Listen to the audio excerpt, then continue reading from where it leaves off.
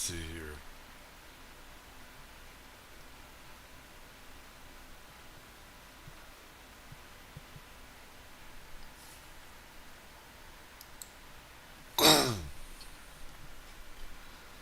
This time I want to get it right.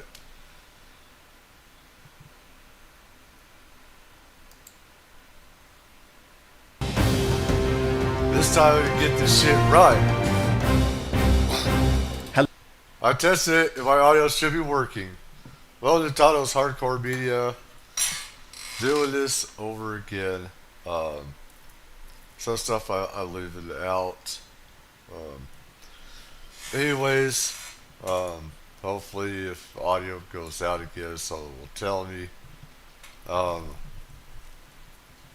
I don't know. Didn't know that my audio was out last time I did this, but I'm here and I'm back to do a do-over. I do not want to do this till 11 something though. I was supposed to fix food.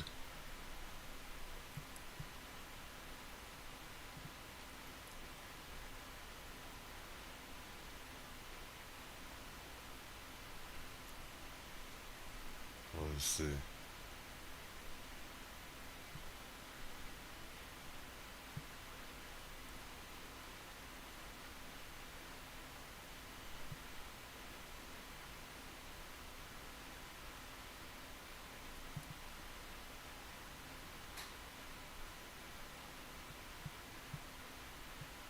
You know what? Let's see. I wonder if I. Let's see. Asian man says his parents won't support illegal migrant protests in LA because they're legal. Because they're legal.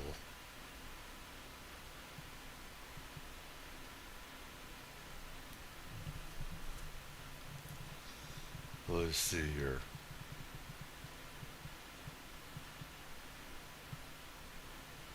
It's like Vance Belter has been captured. 35 curfew violations during the Old Kings rally downtown LA, police say. Was that just today? I would think. Anyways. Well. Because my last video got me. Let's talk about pastries. Here.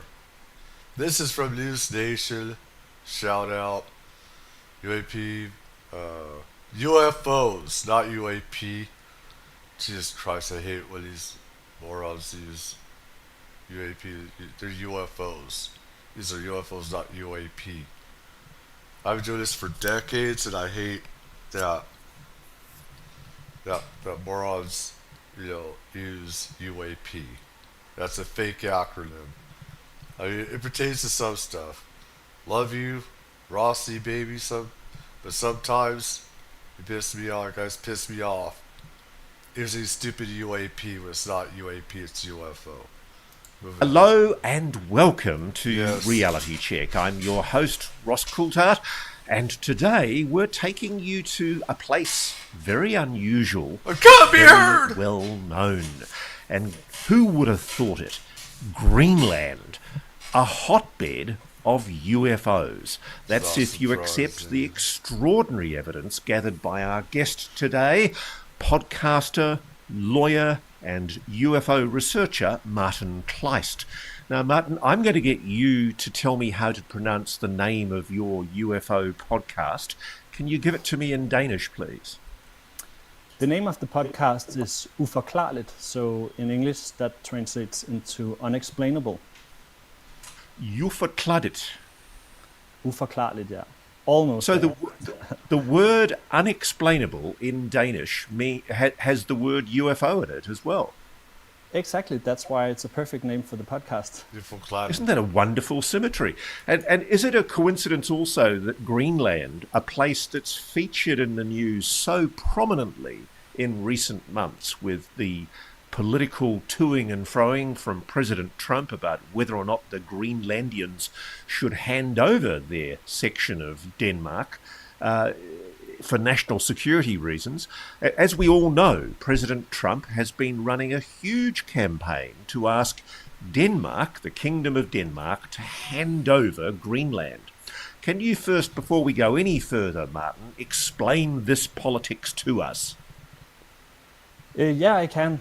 I think that first of all, it has been kind of surreal for us seeing this development happening, because we started off this project around, I think, 2 Very years beautiful, ago, gorgeous where place. the place that we went to was more or less uninhabited. There lives around 100 people, 120 people, and we didn't know at all at that point that this would be the focal point of a major geopolitical conflict between the US and Denmark and Greenland. So a bit surreal to be a witness to at the moment. Like I said before, as to that uranium and stuff, they can hybridize this type of uranium and other minerals there. Same thing with Ukraine and stuff like that. Why, Trump has been wanting to annex places of his own as well, and take them over.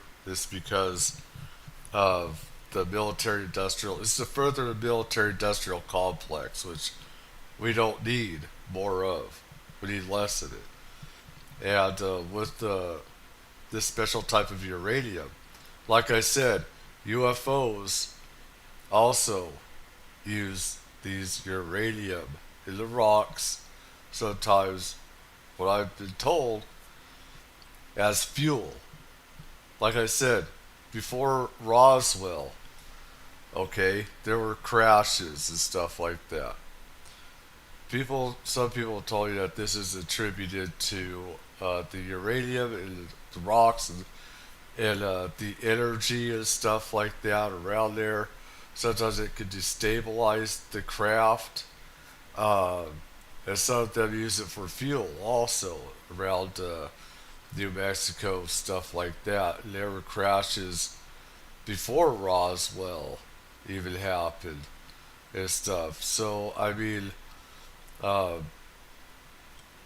why the UFO crashed in Roswell, I mean, there's different speculations with that. But Trump is a capitalist, and there's a lot of stuff I don't like about Trump, and there's some stuff that I do like about him. Him wanting to bully Greenland, and I mean, militarily, we have it and stuff. But anyways, there's other minerals there that Trump sees as being able to use that with special secret operations, clandestine type of programs, stuff like that. So this whole thing about Trump wanting Greenland and other places actually makes sense. So, Greenland is part of Denmark, the Kingdom of Denmark, headed, of course, by an Australian, Queen Mary, who had the good sense to marry a Danish boy who turned out to be a potential king. And as I understand it, it's long been an issue of dispute between America and Denmark. The Americans have tried to get their hands on Greenland in the past, haven't they? Yes, for many years. I think actually it goes back to around the 18th century that the US wanted to have some kind of possession over Greenland. So, and they have had a huge military presence in Greenland historically, but now the military presence is quite limited to the space base, Pidefuk space base up in the high north in Greenland in Thule.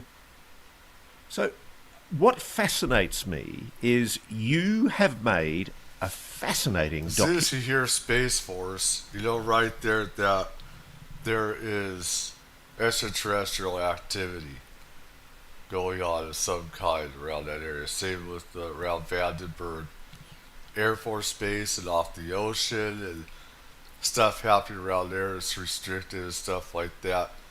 It's when stuff is restricted that you want to go over there and see what's happening, because there's secret stuff that shouldn't be secret. That's this stupid government is hiding. It has no business hiding from us.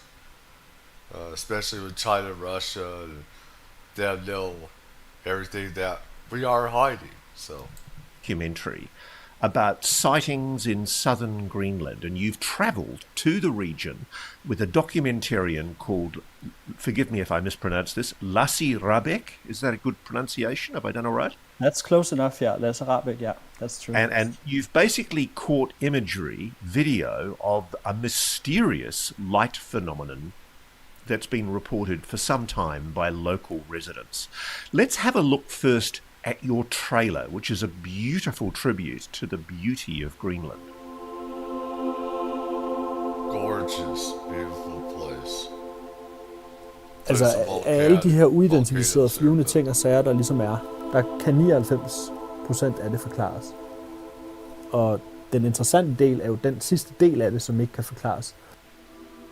Er det en af de her, altså er det en del af den ene procent, der ikke kan forklares? We're definitely not alone. Absolutely, the data points empirically that we're not alone, yeah. Dykker man virkelig ned i I never needed a stupid military person, no offense. I never need a stupid military person for some intelligence to tell you, we've already known this. People like me, we already knew this. And it pisses me off that some sons of bitches had to have the military to tell them, this is real, stuff like that. When, we've been attacked our whole lives. Say it's demons or whatever, or demonic possession of us, that we see these things are all in our heads. We've always known that this stuff was real. Så går det op for en, at det er virkeligt. Og nu har vi så fundet et sted i Grønland, hvor alle ser de her flyvende objekter. Der kom 3 frem bag fra fjellet, og så nogle sekunder efter, så kom der 2 frem også, som fløj direkte til værs, altså.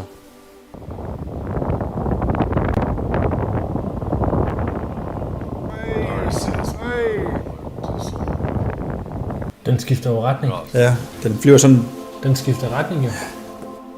Det er gakkelagt, det her. Jamen, det er det. Det er det jo. Så vi er her. Og så er det jo den her retning, det er set i. Første aften, jeg var med derude, der var de meget kraftige. Ja. Altså som virkelig kraftige. Det lignede jo sådan en projektor fra en helikopter, der kom flyvende næsten. Ja. Altså. At der er spøgelser i Narsarsuaq. Der er nogen, der siger, at der er spøgelser i Narsarsuaq, ja. Yeah, glaciers. Men nu er vi nede ved havnen, hvor der ikke er ret meget lys. Like I said, some stuff I feel like I could remote view and see that there's underground facilities, that there is some type of ET human base under the ice and everything. I know that there has to be. I know that. Noget kameragrej op. Ja. Det er der. Det der var ikke satellitter. Ja, det er slut. Ja, det er sådan godt. Nu har jeg jo lavet det her i 12 år. Altså, jeg har ikke set noget, der opfører sig på den måde der før. Altså, det er et eller andet fænomen, der udsender et lys af sig selv.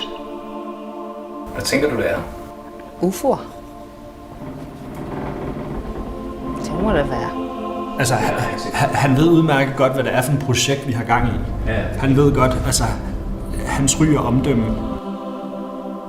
I vores kultur er det meget åbent at snakke om overnaturlige historier, oplevelser og den slags, og det er meget accepteret. Dine øjne ser en verden, jeg ikke ser. Jeg kan aldrig nogensinde vide, hvad det er, du ser. Jeg ved ikke hvorfor, men jeg føler også, at der er sådan et eller andet på spil, eller det handler nok også meget om mig selv, ikke? Andet end et eller andet lysfænomen, som ingen ved, hvad er. So, Martin, Greenland looks like a beautiful place. What was it that you were told in 2023, I think by a local pilot from a town called, is it Narsarsuaq in southern Greenland? Narsarsuaq, yeah. Yeah, it's a difficult name to pronounce, but yeah, it's Narsarsuaq. I got contacted by now former Greenlandic pilot, and he told me about his own very remarkable UFO encounter during a landing with a helicopter in Narsarsuaq. He saw a oval-shaped object hanging near an edge of clouds during the landing in Narsarsuaq, which in itself is a very remarkable sighting.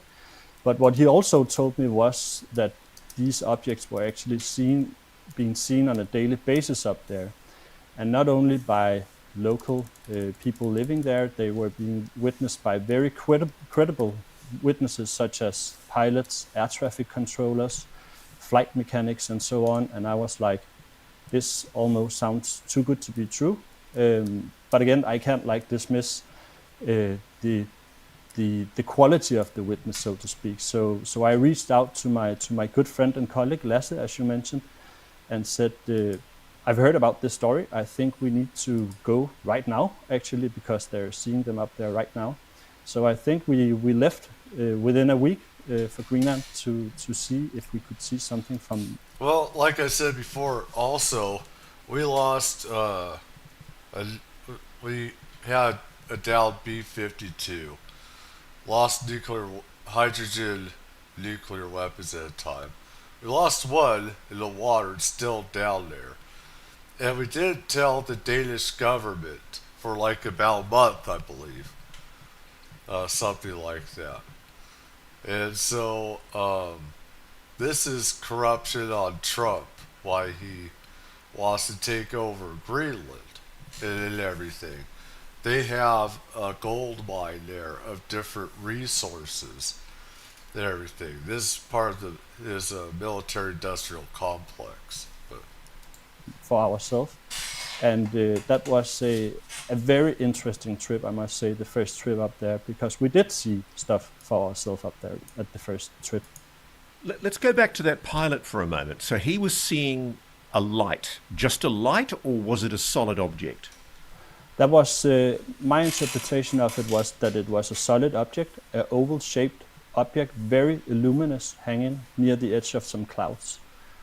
Quite big, as he told me, and suddenly it just disappeared, and his colleagues saw it as well. Did it register on his plane's radar? Did he see it on his radar? I'm not aware of that, but I don't think that they saw anything on radar, and that's one of the things up there. They have very limited radar capacities up there, and that's also a lot of what the discussions goes around at the moment up there, because we are lacking defense capabilities and capabilities to detect stuff in the sky up there. Well, President Trump wants to come in and give you all manner of assistance if you just become a citizen of America, Martin. Yeah. How do you think the Greenlandians feel about that, by the way? They already have enough military there to do that, or they can. That's not really much of a problem. Not very good. I'm part Greenlandic myself, actually, so I also have some feelings invested in this, and being a witness to this discussion that has been going around for quite a long time now has been quite surreal, and I think actually it's a symptom of a much larger problem, because the Greenlandic people always feel that the discussions in Copenhagen here in Denmark sort of goes over the Greenlandic people's heads. So when they do any political discussions or decisions, Denmark mostly come up there and say, now we need to learn you about politics. Now we're going to tell you about what you should do and so on. And I think the Greenlandic people are quite tired of that. Yeah. Well, one of the scandals I am aware of, and I learned about this actually recently from a fantastic podcast called The Rest is Classified. And one of the reporters on that podcast, Gordon Carrera, used to work for the BBC, and he told a fascinating story of how the Thule Air Base, which is, I understand, an American air base in Greenland, it had nuclear weapons, and this had been kept secret from the people of Greenland and of course most of the citizens of Denmark. And there was a secret agreement between the country of Denmark and the United States to allow the US Air Force to keep nuclear-armed planes on the soil of Greenland. That all came out in 1995. Was that a big political issue at the time, Martin? Nuclear knew about weapons that and before nuclear the material in 90s. Greenland has always been a big discussions for the Danes, and my interpretation of it is that we don't really have any clear idea about what they are actually doing up there, because there's this defense agreement between the US and Denmark from 1951 that basically gives all the... It's before then, actually. We had used them during World War II. We had used Greenland as a chain supply to help the UK. If we would not have helped, we would not have been able to have helped the UK near as much if it wasn't for Greenland. Greenland was in a bind because of the Germans. The Germans wanted, the Nazis wanted, Greenland. So they let our military forces use Greenland in the 1940s during World War II. It's either there or else just take it by force, probably. I mean, it also is just like, who would you rather have, the Americans or the Nazis in your country? They, of course, chose us. Also, if they would have taken us, we would have just taken Greenland by force. It's very simple. Anyways, this started, World War II is when military really wrapped up. There's stuff that happened before, of course, but that's when the big changes really started. It was World War II, and then after you have NATO, you have Russia, the Russians, the Soviet threat, and everything like that. So they still kind of needed us. I mean, there was a threat of Soviets, taking over. So I was like, who would you rather have, the Soviets or the Americans on your lawn? I mean, obviously neither. You don't want either, but it's pretty much pick or choose. The rights that the US wants to have facilities, military facilities up there, and do whatever they want. And that's also why the whole discussion right now about Trump wanting to have more military presence up there is sort of a military thug. I don't know, pseudo in some way, because they actually do have the right to do whatever they want. They can just call up Denmark or the Prime Minister, and she would say yes anytime. And I think that in terms of nuclear weapons and nuclear material, we have had some projects in Greenland which the Americans initiated. For instance, the Project Iceworm, where they wanted to build like an underground city where they could store missiles and build missiles silos. But they then realized that the ice was moving, so they had to give up on the project. But they actually left like a nuclear reactor up there. And also there's a story about a B-52 bomber crashing up there with, I think it was hydrogen weapons on board. One of the weapons disappeared beneath the ice. So the discussions about what the Americans has done up there and their activities are they just make a mess every time they do something in Greenland, to be honest. Well, that was one of the stories that was told on this podcast I was talking about, that there were 4 nuclear weapons on board a B-52 bomber that crashed in 1968 off the end of the Thule Air Base in Greenland, and it crashed in Baffin Bay in icy waters and sank. And they were able to recover, I think, 3 of these thermonuclear weapons, hydrogen bombs, as you say. But I find it incredible that under the waters of Baffin Bay, to this day, there is a hydrogen bomb. There is a nuclear weapon, a thermonuclear weapon that, God forbid, anybody would ever recover. I presume it's degraded long by now. Do you suspect that the objects that are being seen, these anomalous objects that are being seen by locals in this town, Narsarsuaq, do you believe that there is some kind of connection to the nuclear weapons at the American base? I don't think so. In terms of what's going on in Narsarsuaq, I think it entails something else, because it's a very, very long way from Thule Air Base. It's called Pituffik Space Base now. It's operated by the Space Force, and there's a very long way from the north to the southern tip of Narsarsuaq where these lights are being seen. So I don't think so. No. So Narsarsuaq's right. Now, even though they say that they want to build an underground city there with, nuclear arsenal there, and he said that they weren't able to because of the ice moving. There is a way that you could build things where it'll move with the ice.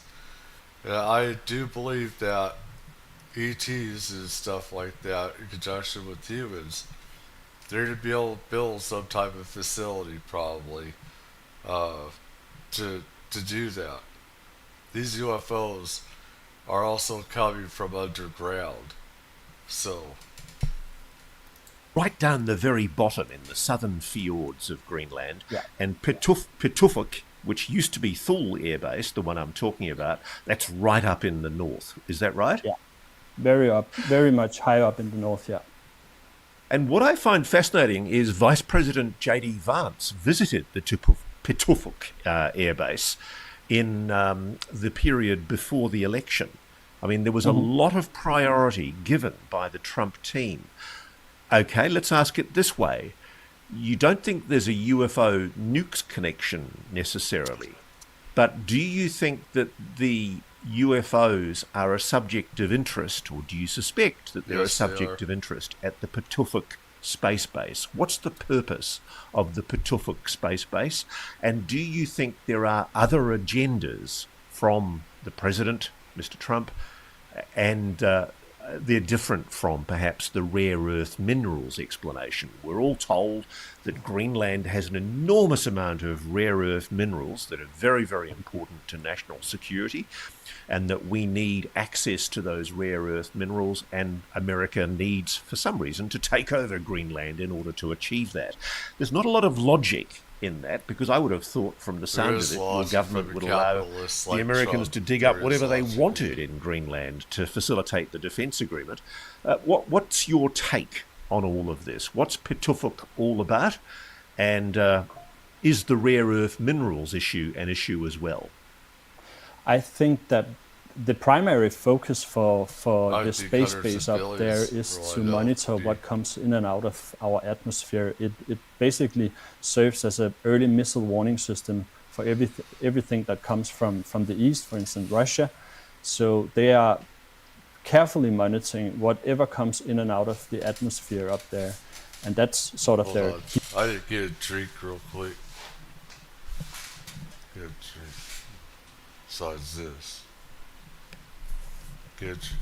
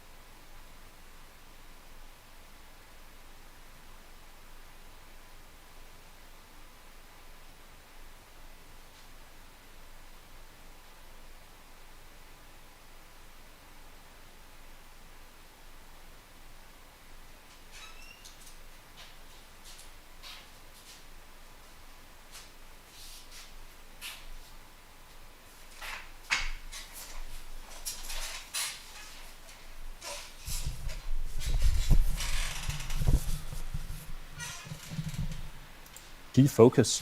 So I find it very hard to imagine that the Space Force wouldn't be aware about what's going on. And you have reported quite a lot about the objects that were seen near the Arctic Circle during the shoot-downs back in 2023, where many of these objects were seen in the Arctic region. And I think that I really think that they do have some kind of knowledge about what's flying around up there. We also heard from, I think it was Daily Mail, who wrote that that Space Force core mission right now is sort of challenged by all of these anomalous objects that's being seen everywhere around the world. And I think that also makes the case for Piti Fook Space Base. They are seeing anomalous objects. If they're saying, Space Force, that they're seeing anomalous objects, it might be also seen from there. I think that's highly likely. Now, where you really caught my attention, Martin, was when you sent me what you and Lassie had filmed with your video camera. It's obviously you caught a lot of imagery. You caught imagery that we'll go into in detail, but there is one dramatic video of an object rising from behind the mountain. Can you paint the scene for me of what we're about to see? Yes, we are in Narsarsuaq, and these objects are primarily being seen when we have like clear skies and during the evening time. And actually, as I said, it's many credible witnesses who see this, and we were brought there by one guy who's closely affiliated with the airport up there, so a highly credible witness. And we went there almost every evening, actually, seeing different kind of lights come up from behind the mountain. And the video that we are about to see I think sometimes videos is not good to represent what you actually see with your naked eye, because this was very extreme to witness. It was a light that came up from behind the mountain, and we could see it even before it came up from behind the mountain because the light was so bright. And we have an infrared camera, so we can see everything on the sky, even the smallest satellites. We can see them fly around, but these objects, they sort of come up and then they become very big and bright, and then they just disappear. We cannot figure out whether they're going away with high speeds or if they're just simply vanishing from sight. But we have seen during our first trip, we also saw them change direction, come up, like flying, meeting each other, going around, and suddenly shoot off with a speed where you can't follow it with your eye. That's fucking awesome. Yeah. Let's take a look. Let's have a look at this incredible imagery that you've obtained. I mean, it's some of the best UFO video I've seen in a while. Here we go. There it is right there. It's one. Whoa! Whoa! That's the big mother right there. There's that right there. Right there.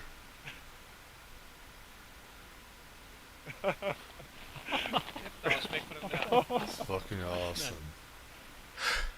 That really is quite something, Martin. Tell me what you were feeling as you saw that. I was shocked. I think I was shocked. We also saw a light up there. This is not that light, but we saw a light up there that came up that was completely red, and it just disappeared. And I remember, I think it's very human to think, what is it that I'm seeing? And I remember when we got back home, the three of us, we went up, three guys up there, and we were like, what is this? And my dreams were like recurring about this every night while we were being up there, because it is, even though I'm into the subject and I'm interested and I know there's something to this subject, it was just a different thing to witness it. Right, it was there. quite shocking in many ways, actually. It really turned my world upside down in many ways, I must admit that. So you say that you were using like I said before, with UFOs and stuff, is that because I've had a lot of UFO experiences, seen them and everything, is that a lot of times there are others around that people don't notice in the sky right in front of them. There'll be others in the sky and everything. So, yeah, it's so fucking awesome to see that. I mean, just to experience it. I mean, because you're not alone. We're not alone. It's so much bigger. The multiverse and everything is so much bigger. Infrared camera with obviously a pretty good lens that night. Could you see this with your naked eye, with the human eye? Oh yeah, definitely. With the human eye, it's like it sort of looks like at the same as it does on the infrared camera. It's very, very big, and sometimes there's more lights coming up doing different kind of maneuvers. It's sort of the best way I could describe it is when a plane is taxiing out from the gate into the runway. It does like turns, go this and that direction, and then it enters the runway, and then it sort of shoots away. This was flashing right here a little bit. Let's look at the debunking arguments. I mean, obviously you're near an airport. Could it be an approaching aircraft? And could it be that we were mistaking a landing light from an approaching aircraft? Yeah, I must say I'm also a very skeptical person, even though I'm interested in this subject. I think you need to be skeptical, but there's like being skeptic, but there's also being unreasonable skeptic. I've been there. There's nothing up there. They think that's behind the ice here, or the mountain. That's the ice cap. There's nothing else but ice. For hundreds of flashing right here is flickering right here. So we're not talking about any human settlement up at the top of that mountain. What is there? No. Yeah, it is the atmosphere. There's nothing but ice. Nothing but ice. But I'm not here to make any argument about what we are actually seeing, because we don't know what we are seeing. And I think the most intriguing thing about all of this is the fact that all of the surrounding circumstances. That's the thing. There's nothing but ice. There has to be underground facilities.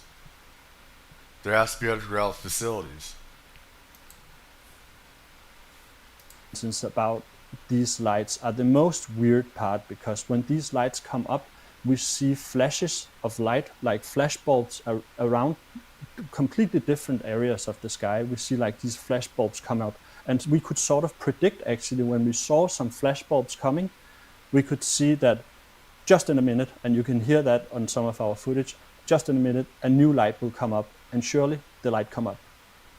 So it was almost weird. Predictive. You'd see the flashes, and then you'd see the big orb coming up. Yeah, and we also had several instances where we sort of, this might sound weird, but there's a clear consciousness element to this, because we sort of communicated with it as well. We could look at the sky and sometimes just like being jokingly saying, if there's something really here and this is anomalous, please give us a sign. And right where we are. Same thing happens with me. The same thing happens with me. When I'm having these experiences, sometimes you know that they're watching you. They know you can see them, and they know that you're watching them out of everybody else. Whether you're traveling in a car, or whether you're traveling or just in a desert somewhere, out here or whatever. There's something like psychic going on. It's like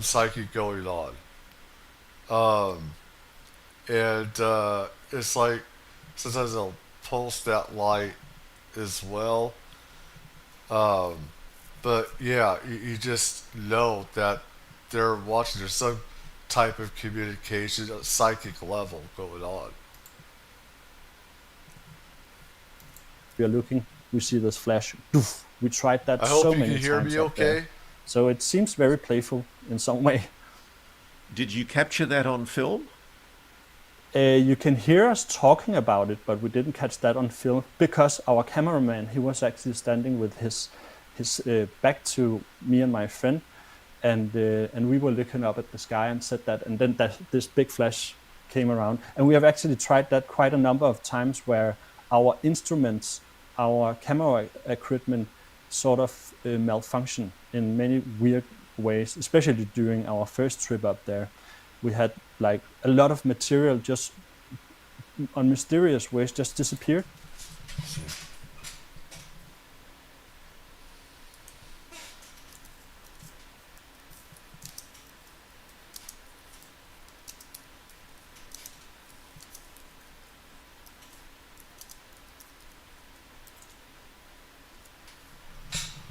Okay. Both from hard drives and the SD cards. It's like having your washing machine and your car breaking down at the same time. There's no correlation, but it happened. So, yeah. So you knew you'd taken certain images of certain video, and then when you went back to find it, it had disappeared. It has disappeared, yeah. So, wow. Yeah. Was there any possibility that somebody could have got access to your hard drives without you knowing? No, I don't think so. I think that like I said, there's a good reason why he asked him if if maybe a company or something like that could have gotten into his hard drives and taken it, or it just totally destroyed it. Because here in the U.S. we have cartel-like defense contractors that will even shoot to kill people for some of the secrets, some of these hard drives, what's on them, the info that are on these hard drives, secret tech, stuff like that, spirit type of technologies and everything. So that's why he's asking, because there are defense contractors working on Greenland soil. So this project started out with us wanted to see this light for ourselves and figure out what's going on in Narsarsuaq. But it became into a whole other movie, because it also became a movie about how this phenomenon sort of transcends the way we are thinking in many ways, because there's this huge consciousness component to it, and my suspicion is, having done this for around 2 years now, is that I'm not so sure that the UFO phenomenon is here to be understood. I think it maybe is here to sort of transform our way of thinking. That's maybe very Jacques Vallée-ish in many ways, but he's talking about something that's called recursive unsolvability, where like things cannot be solved within the system itself. It's sort of complicated, but it's like an eye can't see an eye for itself, or a camera cannot take a picture of itself. And I think in many ways, my suspicion is that there's something to that in regards to the UFO phenomenon, for sure. So without wanting to sound too pointy-headed, I mean, I love what you're saying here, because I agree with you. I'm increasingly coming to the view that the purpose of these displays is some kind of attempt at an epistemic ontological wake-up, that it's trying to twig our consciousness. Is that what you're referring to? Yes. Yeah, completely. I've had so many weird experiences throughout doing this, and some of the experiences, I can tell you a funny story. Actually, we were filming for a completely different film. I was moving out of my apartment, and I just needed to clean up some stuff on top of a closet I had. That was the only thing left in my apartment, and I just needed to see whether there was something up there. And then I found a Greenlandic flag and a book called Life in the Universe, and I took it down. I was like, that's weird. And we didn't know anything about the story in Greenland. We didn't know anything about what we were supposed to do later on or anything like that. So we have had so many things that we sort of So you actually feel, you're a bit shy about admitting it, but you feel you were given a bit of a prod by something to take an interest in Greenland. Yeah, definitely. And as I said, I'm part Greenlandic, so this came very close to my heart. And hearing all these discussions about Greenland and the US and Denmark at the moment, it kind of makes me feel sad. And that's also why I chose to appear on your show now, because I think there's many nuances to this story. And we can maybe go a bit into that. That's why Trump wants what is the authorities doing about all of this in Greenland at the moment? that's the next question, right? I'm very glad you did come on our show, Martin, and I think our viewers will be fascinated to hear it. Like I said, the uranium, those rocks can fuel some of these extraterrestrial craft.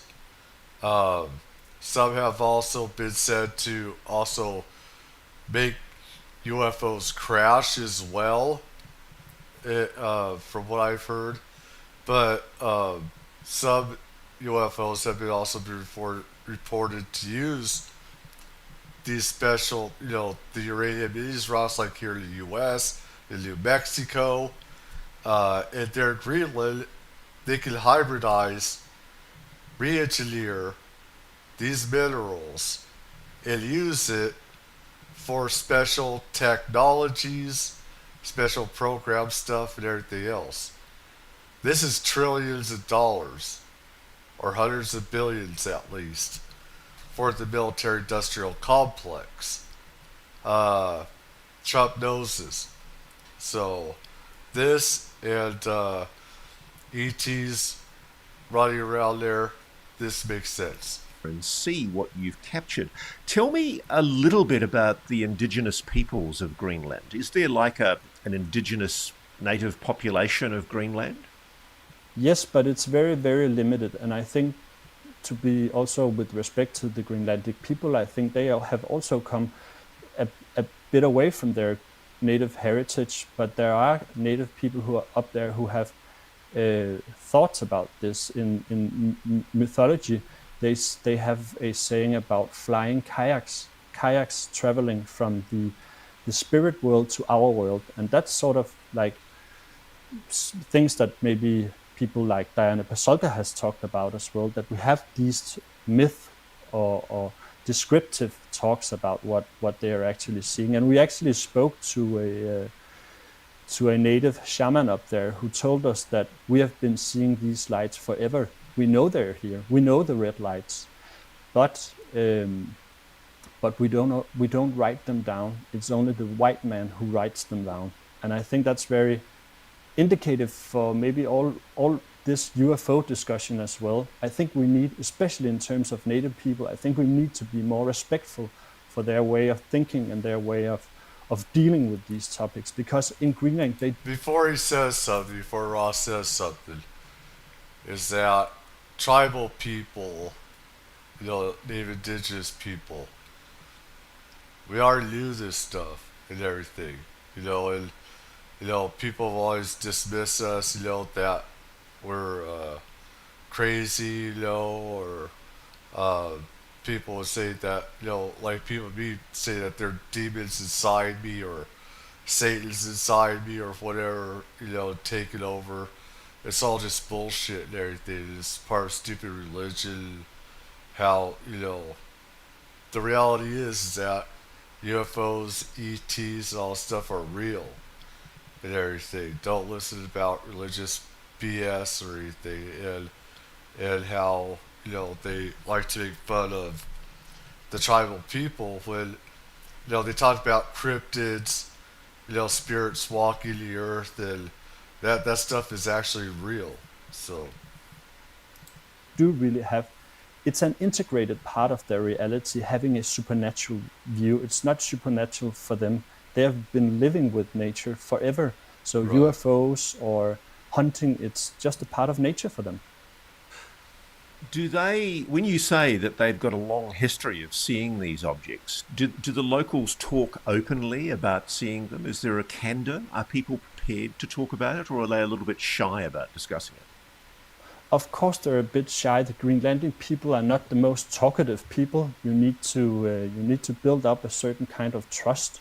Well, they're usually shy. That has also meant quite a bit of work for us, of course, because it is a different topic. It's a difficult topic, but I think that they're comfortable talking about this because ghost stories and things that's going on in the mountains, it's not very new for them. It's an integrated part of their worldview in many ways, at least for some of them. I can't speak for all of them, but I feel it's different from the Western world, at least.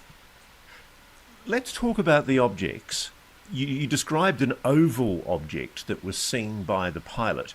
The imagery that I've seen from what you've sent me suggests a lot of the time it's white oval or spherical objects. What other shapes, if any, were there, and are they always at night? Not always at night, no. They are also being seen during daylight. I actually witnessed one myself during a hiking trip when we were up there last time. I said to the other guys, I think I just saw some weird stuff in the sky, but it was just maybe like something, I don't know. I saw it just briefly. And then I talked with a woman later on, and she said, I saw this weird object hanging in the sky, and I was like, well, we saw the same thing then. It wasn't just something in the sky. So they appear during daytime as well. And when you look at the objects through a binocular or something like that, people describe them as being cone-shaped, emitting different kind of lights from the bottom, green, red, orange. So they emit some kind of light if you look at them through like the Christmas binoculars. Tree. So, and people have also been telling us, and this is like highly credible witnesses, sort of flight mechanics saying that they have seen structured craft up there, circling around near the city, right? So, yeah. Do you think the United States Pituffik Space Surveillance Base would know about what they you're do seeing know. and what the locals are seeing? I'm not so sure because They know. I spoke with a Greenlandic pilot about this, the guy with the UFO encounter with the oval-shaped object, and he said, it's a very funny thing. He said, we want to know everything that goes around in the world. We want to understand everything in the world. But when it comes to UFOs, we don't want to learn anything about it. Oh, I'm we just talking want about to the keep it on the Americans, wraps. We don't not want to the- talk about it. We want to see it. Not the And I think that was quite telling for the way that the Danish authorities had also at least handled this.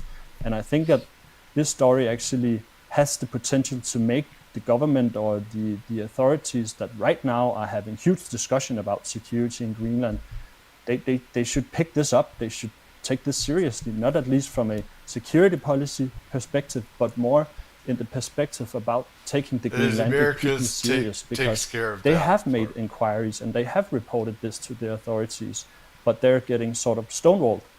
And I think that's... So there's been an official concern in Greenland, in the governing people in Greenland. They've raised this with Denmark back in Copenhagen. What has been the response? The Greenlandic people up there, the witnesses has reported it to the Arctic Command up there. That is sort of the defense unit up there who's in control of everything that goes around military up there. And they have referred the reports to the Greenlandic police, and I have gained public insight into how they've actually dealt with the cases, and they just shelved the cases. And actually they say that they haven't had any UFO sightings within the last 10 years. That's Our bullshit. former defense minister has said that, and I had got a confirmation from the Danish Defense Command that their stance on this is still that they didn't have any It's UFO happening there all the encounters. time. Neither in Greenland or in Denmark. So the evidence that you and Lassie have obtained is actually quite historically important because it shows the lie to what your former defense minister was saying. It is a lie because it comes down to how do you define a UFO encounter. If you're not cataloging or collecting reports, of course you don't have any reports.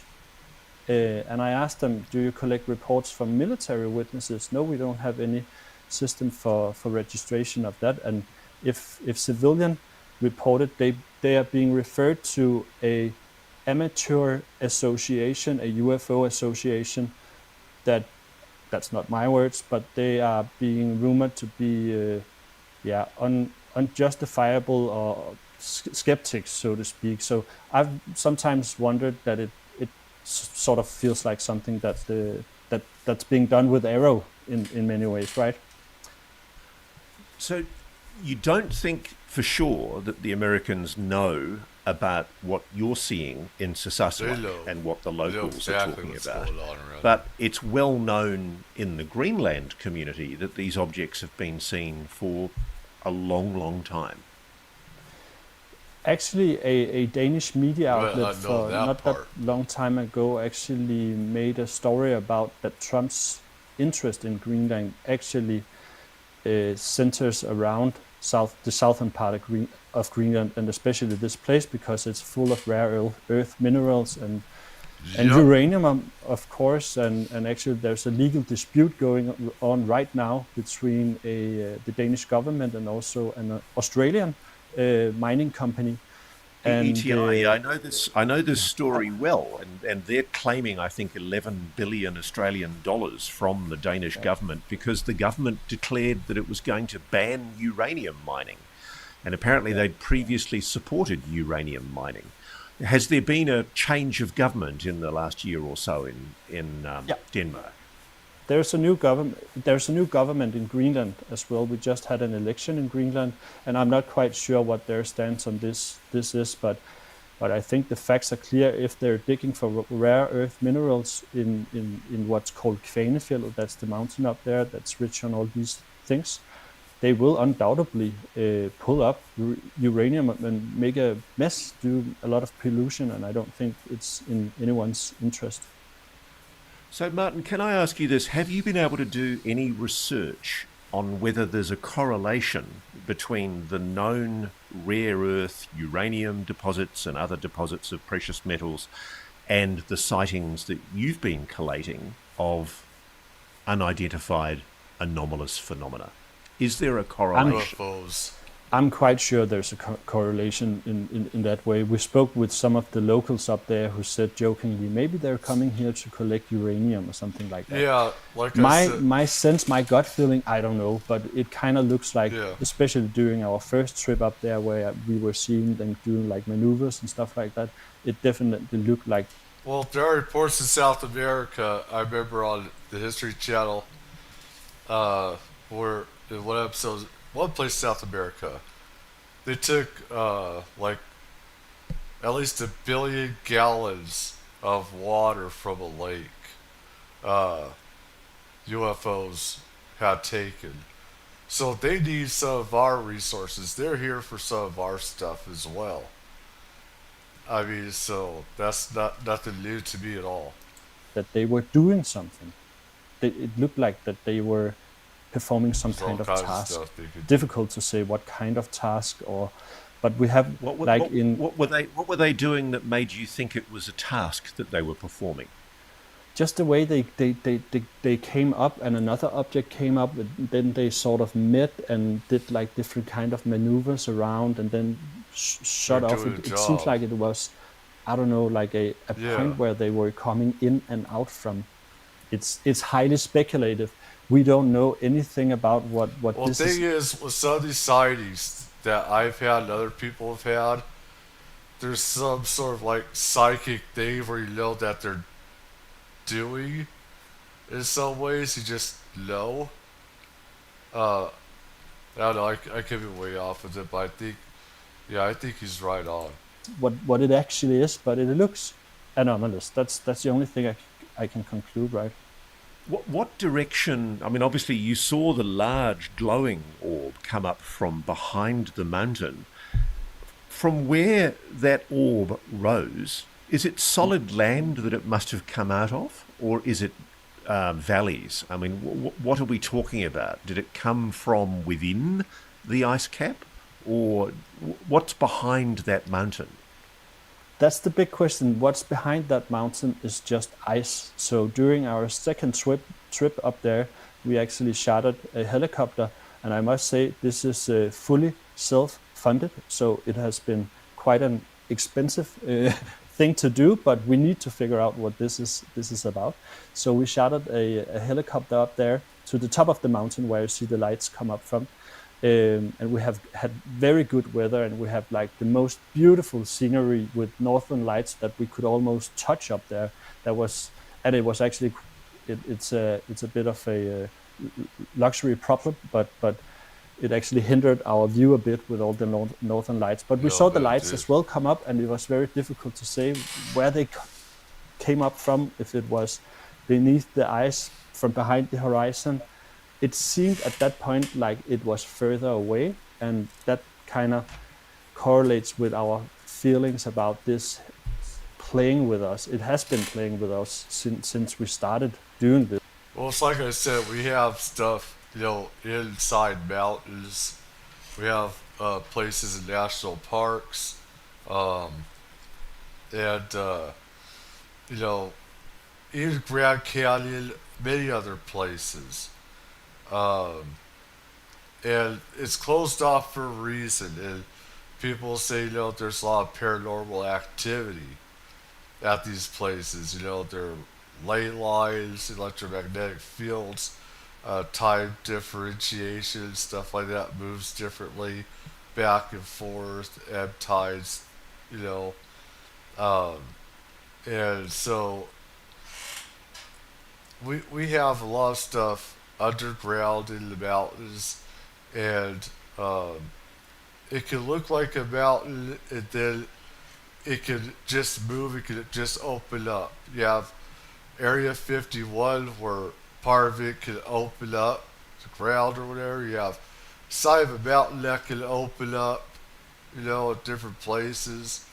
So, I mean, the technologies that we've got to just open the earth up, and extraterrestrials, what they got is on a millionth of a scale compared to what we have.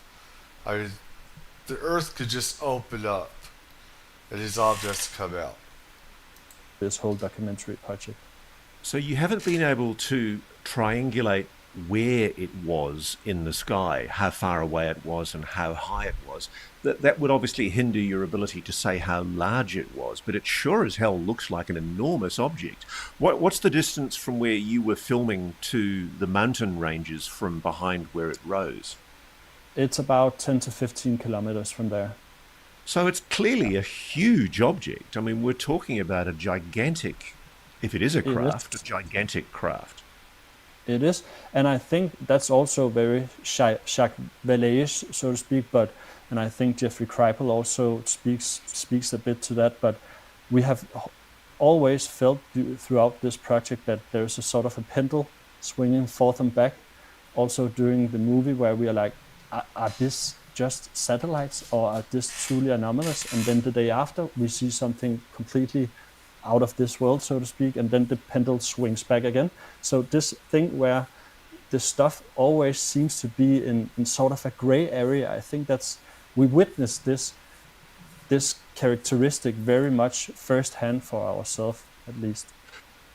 Could these objects just be optical illusions? Were you able, for example, to talk to the radar operators or the air traffic controllers at Saskatchewan Airport to find out if they've ever seen anomalies on their screens? They don't pick up anything on their radar, and I don't think that they have the radar capabilities to detect these things up there. I think the main radar capability that we have there, not entirely sure, but that's truly air-based. And what I also learned from the Danish Defense Command, which is representative for the Danish Defense Ministry, is that they're not speaking with the Americans about this. I inquired and I said, do you speak with the Americans about this? Do you share any data about this? And they said, no, we don't. About UAPs? About UAPs in both Danish and Greenlandic airspace, and they denied that. We don't speak with the Americans about this. This is one thing I've never understood. It's a bit like the drone saga over New Jersey and the east coast of America. Yeah, this is exactly how it works here. And a lot of places around the world, actually, where the U.S. has all the power in different countries, where it's like the States. This reminds me, this is crazy.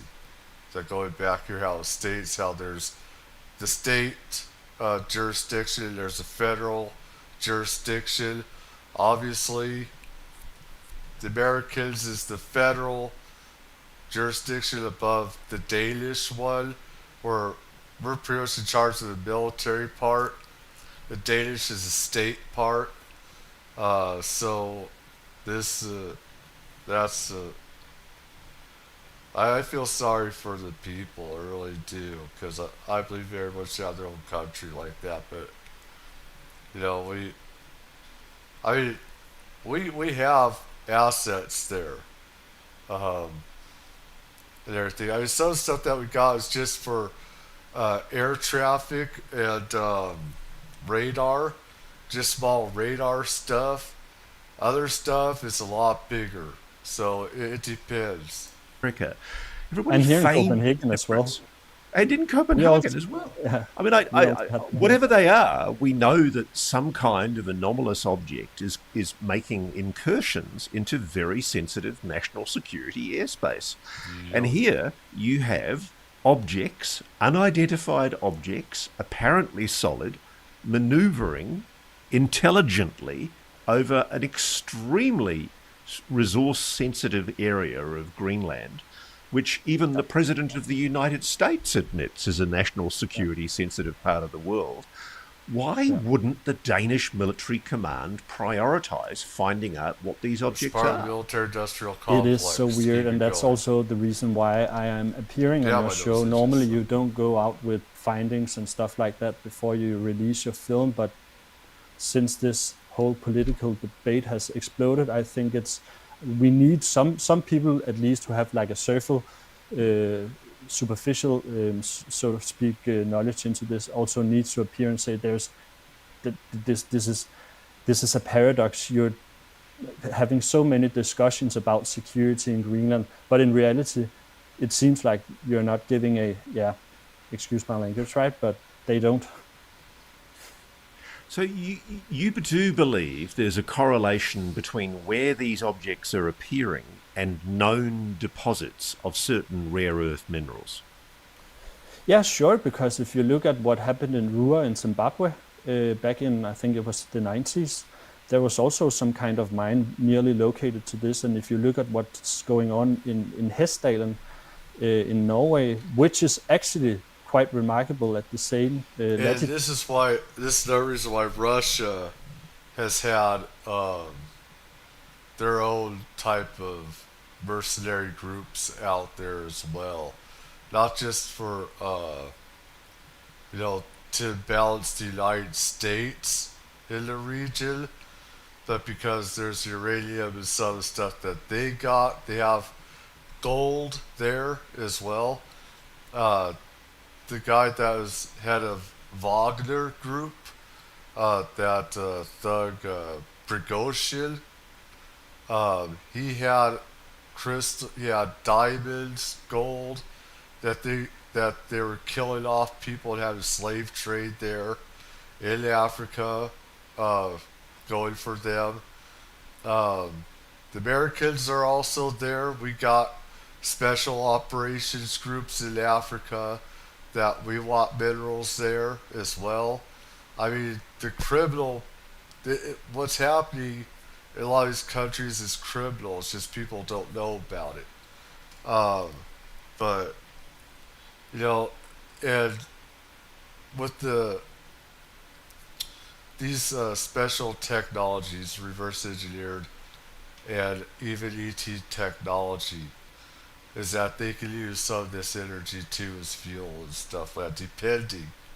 Some, from what I heard, it can also make it unstable. So you reverse engineer, re-engineer these rocks and these minerals and stuff like that.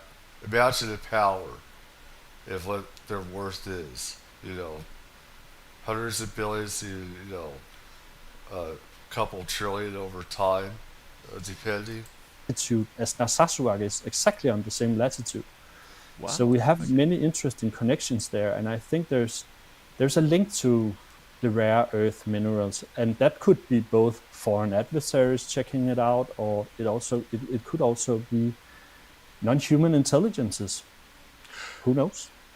I mean, it's speculative, but do you believe that the Americans' interest in the rare earth minerals is one of the reasons why these objects are showing themselves over the mountain ranges, or is that just too much of a speculation for you? I'd say it is. I don't think it's too much of a speculation. We need to speculate. That's how we do and make scientific breakthroughs. And I think we need to speculate because this area up there is it is the focal point for the major, the biggest geopolitical conflict there has been that has ever been in Denmark since the World War II.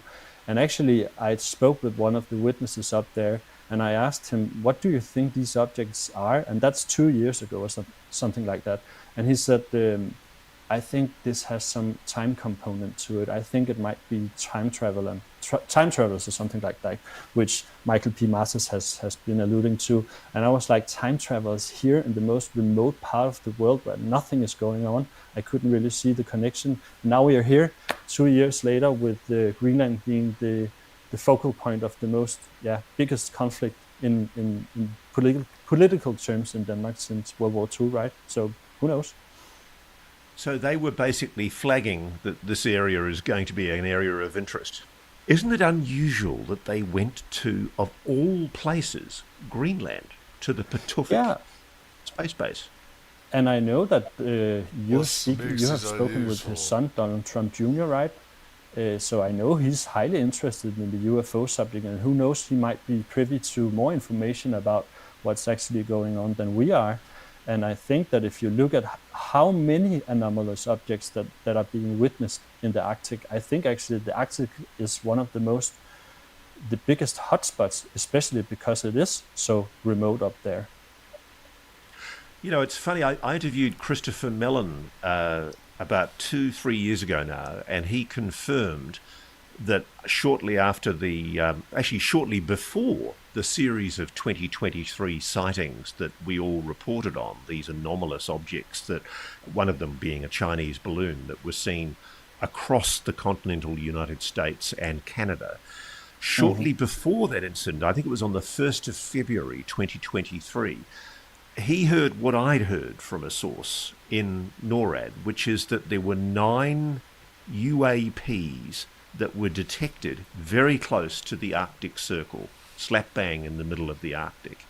And there were jets deployed on an exercise, I think on the Alaskan side of the Arctic Circle, and they were told to scramble as fast as they could to get to these 9 objects.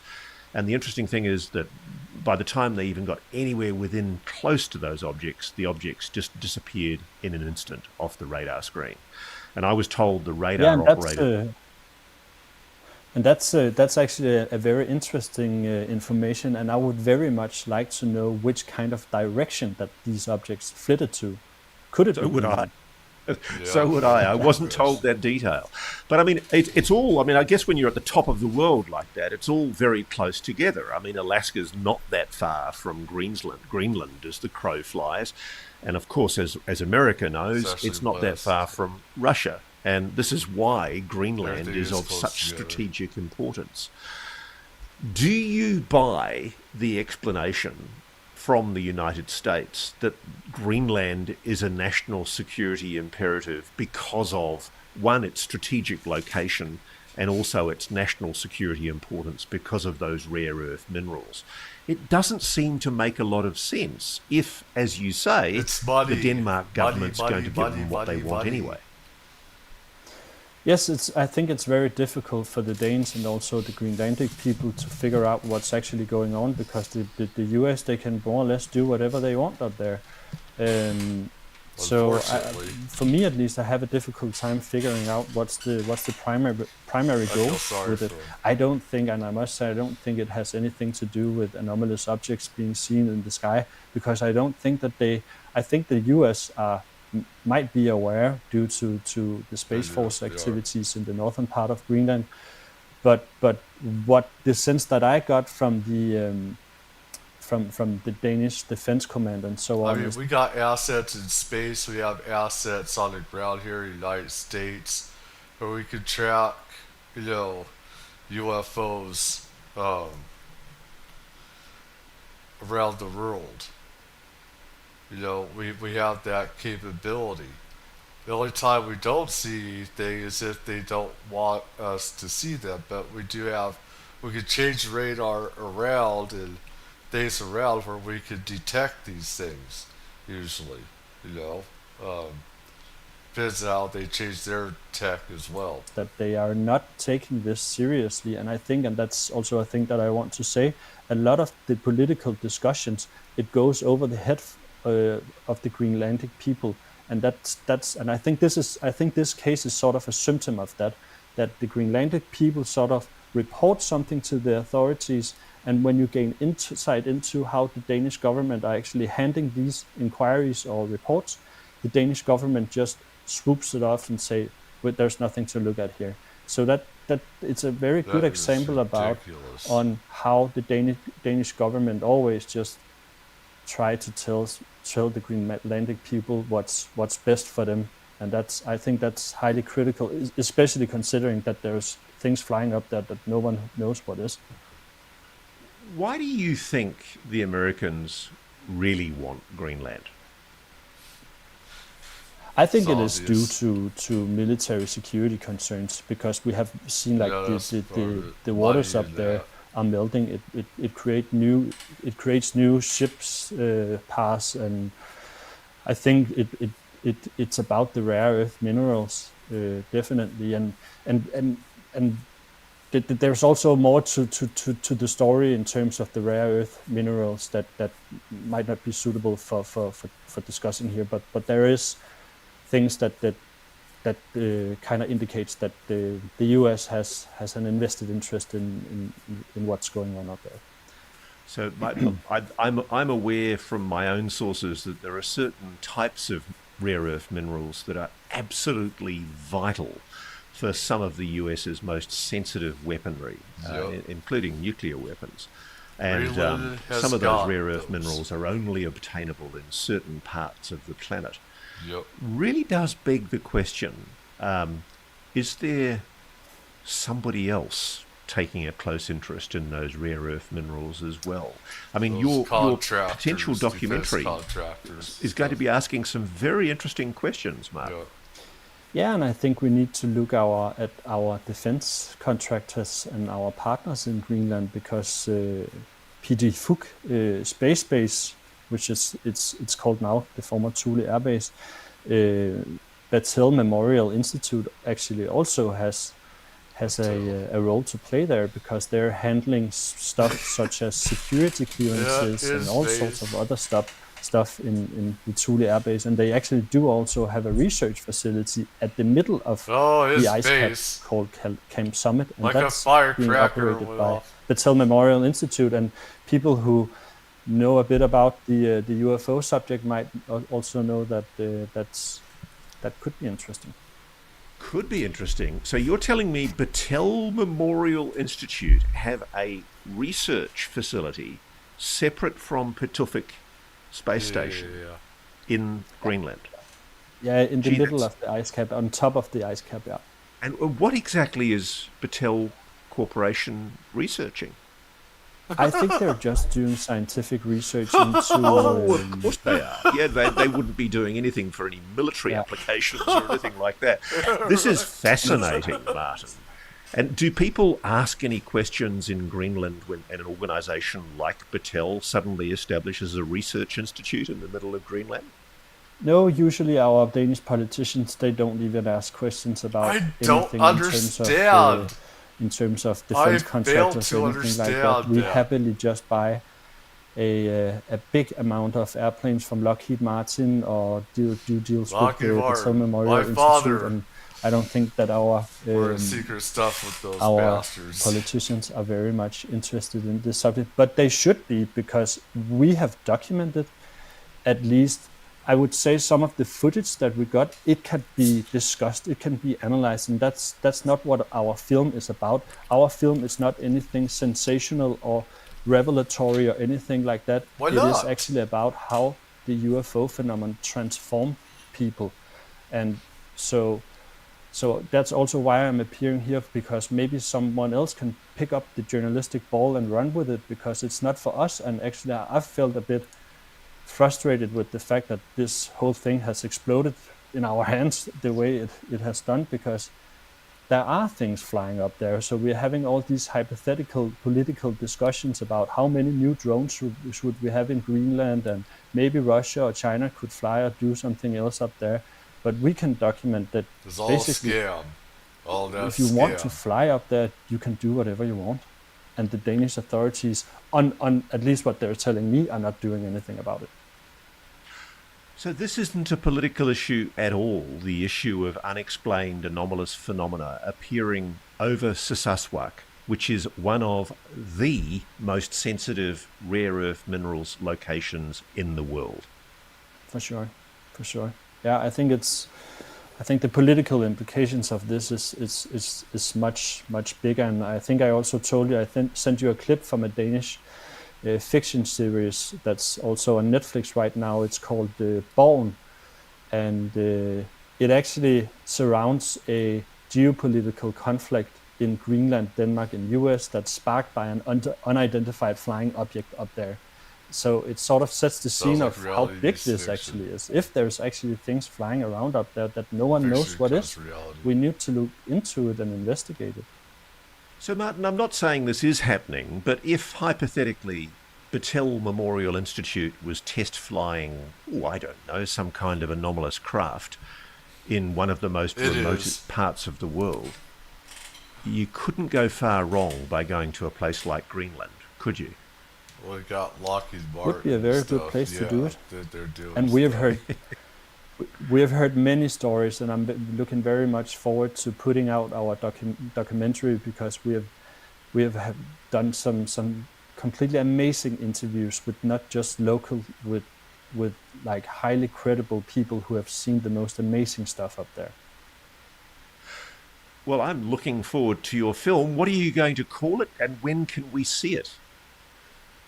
In Danish, it's going to be called, we're not completely sure yet, but I think in Danish we're going to call it Den der ligner en tallerken, and that's in English that translates into the one that looks like a plate, the one that looks like a plate. And when can we expect it to be released? I think we are having another trip to Greenland during summer, and as you also mentioned here, couldn't it be fun to go out on the ice, to travel even further out, to see if we could come even closer? That'd be very so there's still some stuff that we need that we might need to do in terms of all this. But I don't know. It's good things takes long time. So I don't know. Maybe a year, 2 years. I don't know. Well, I can tell you here in Australia, it gets my goat that there's a huge lump of Australia at a place called Pine Gap that we Australians aren't allowed to go near, and it's an American base in the middle of Australia. How close can you get to the Pituffik base, or for that matter, the Battelle Memorial Institute Scientific Research Centre in Greenland?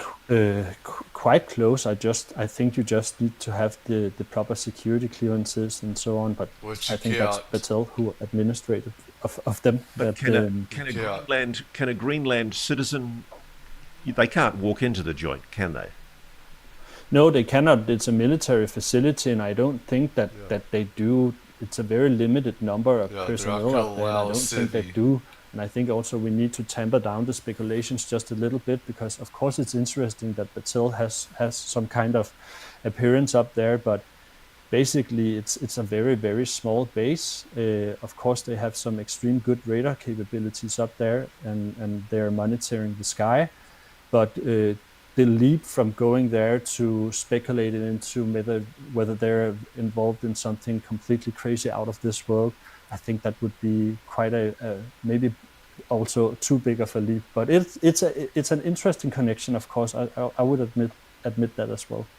Well, I certainly think it's worth investigating. Martin Kleist, thank you. Well, it's like I said, it seems like I could just remote view, and I could see that there's stuff below the ice, the mountains and stuff like that, that huge range and stuff like that.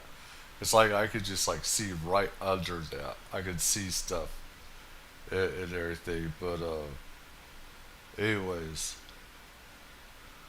I want to get to again, Max. That hopefully my audio is working.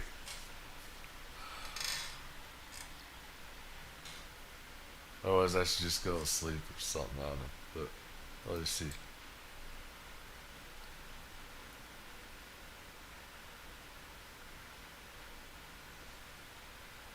if the internet will cooperate. Hey everybody, welcome. Hello, Max. Just a second, I'll be right back. Hold on.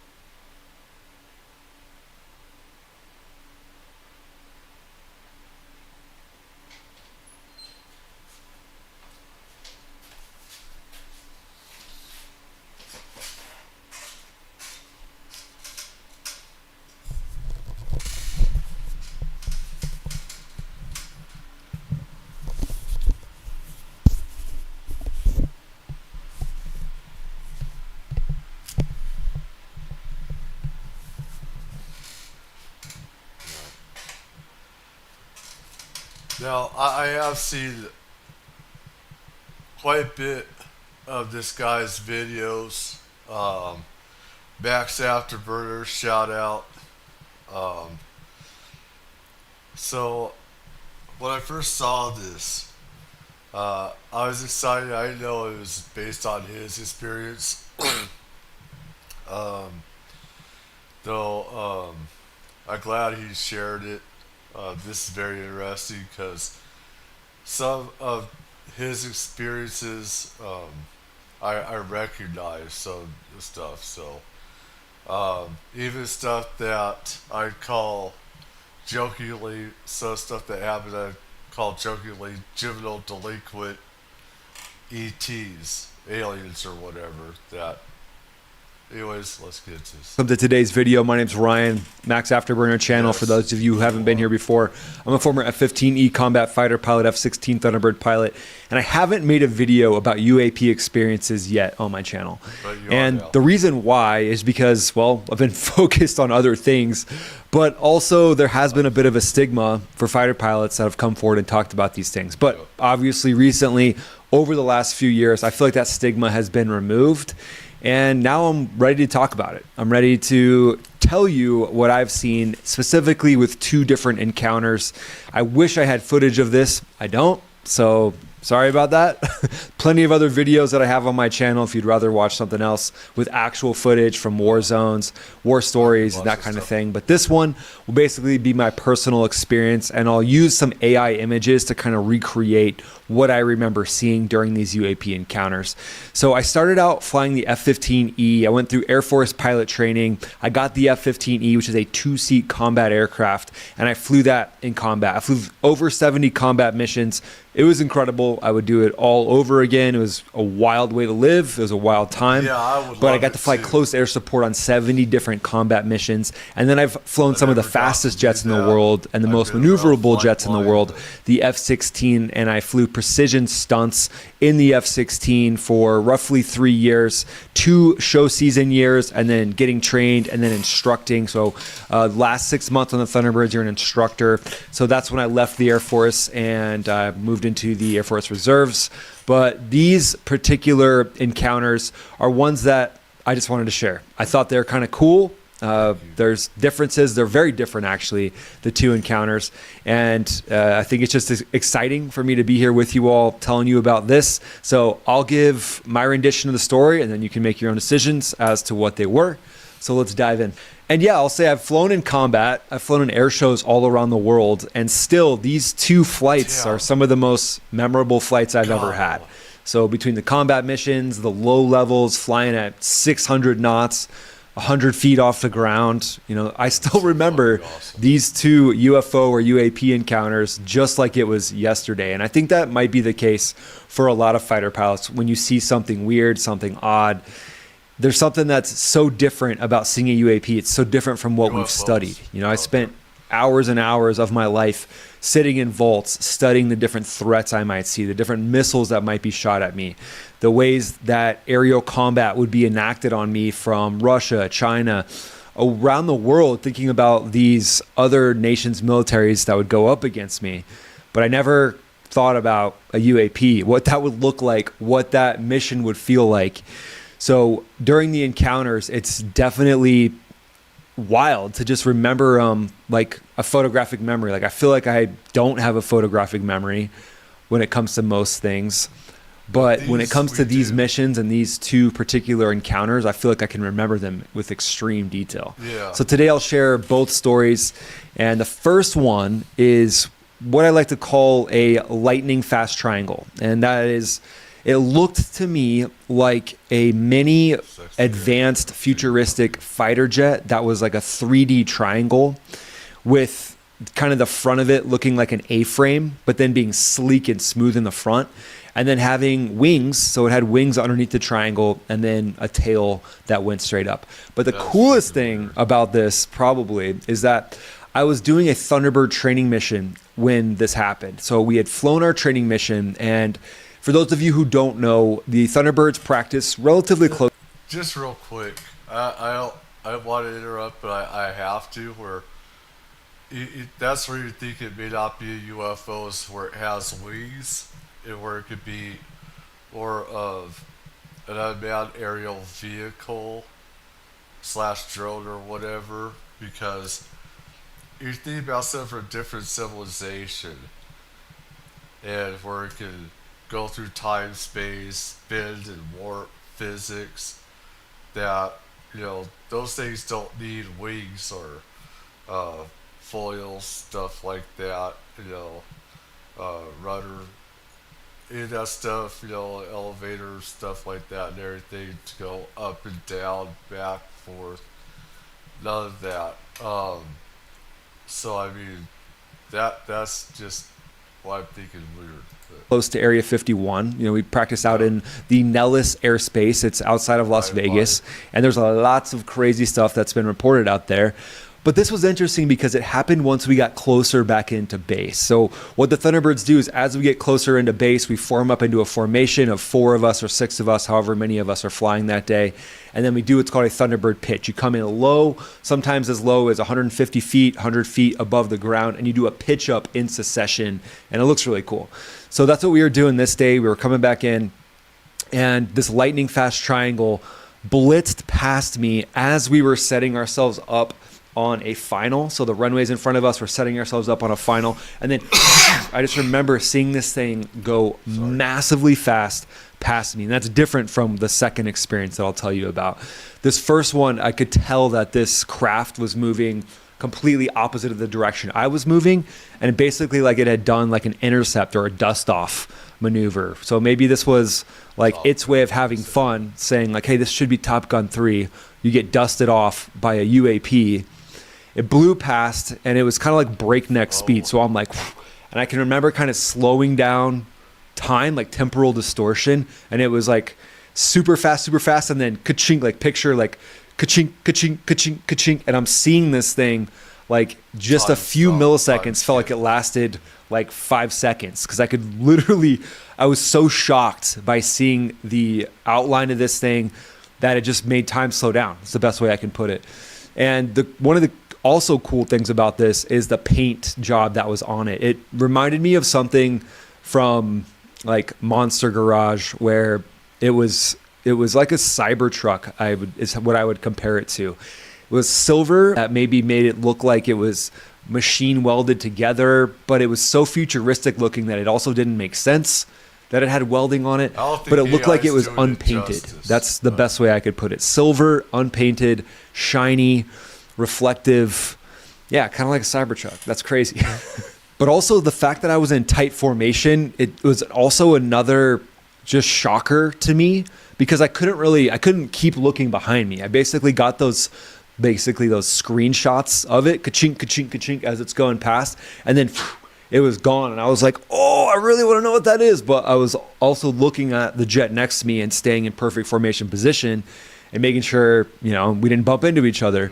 So I had to kind of just compartmentalize that, throw it behind me, but it definitely got my adrenaline spiked. And I immediately thought, did anyone else see that? But the F-16, you're in a single jet cockpit and everyone else is looking ahead except for the boss. And that is the leader of the formation. And after we landed, I asked him, I said, hey, did you see anything weird when we were on final, coming in to do the pitch?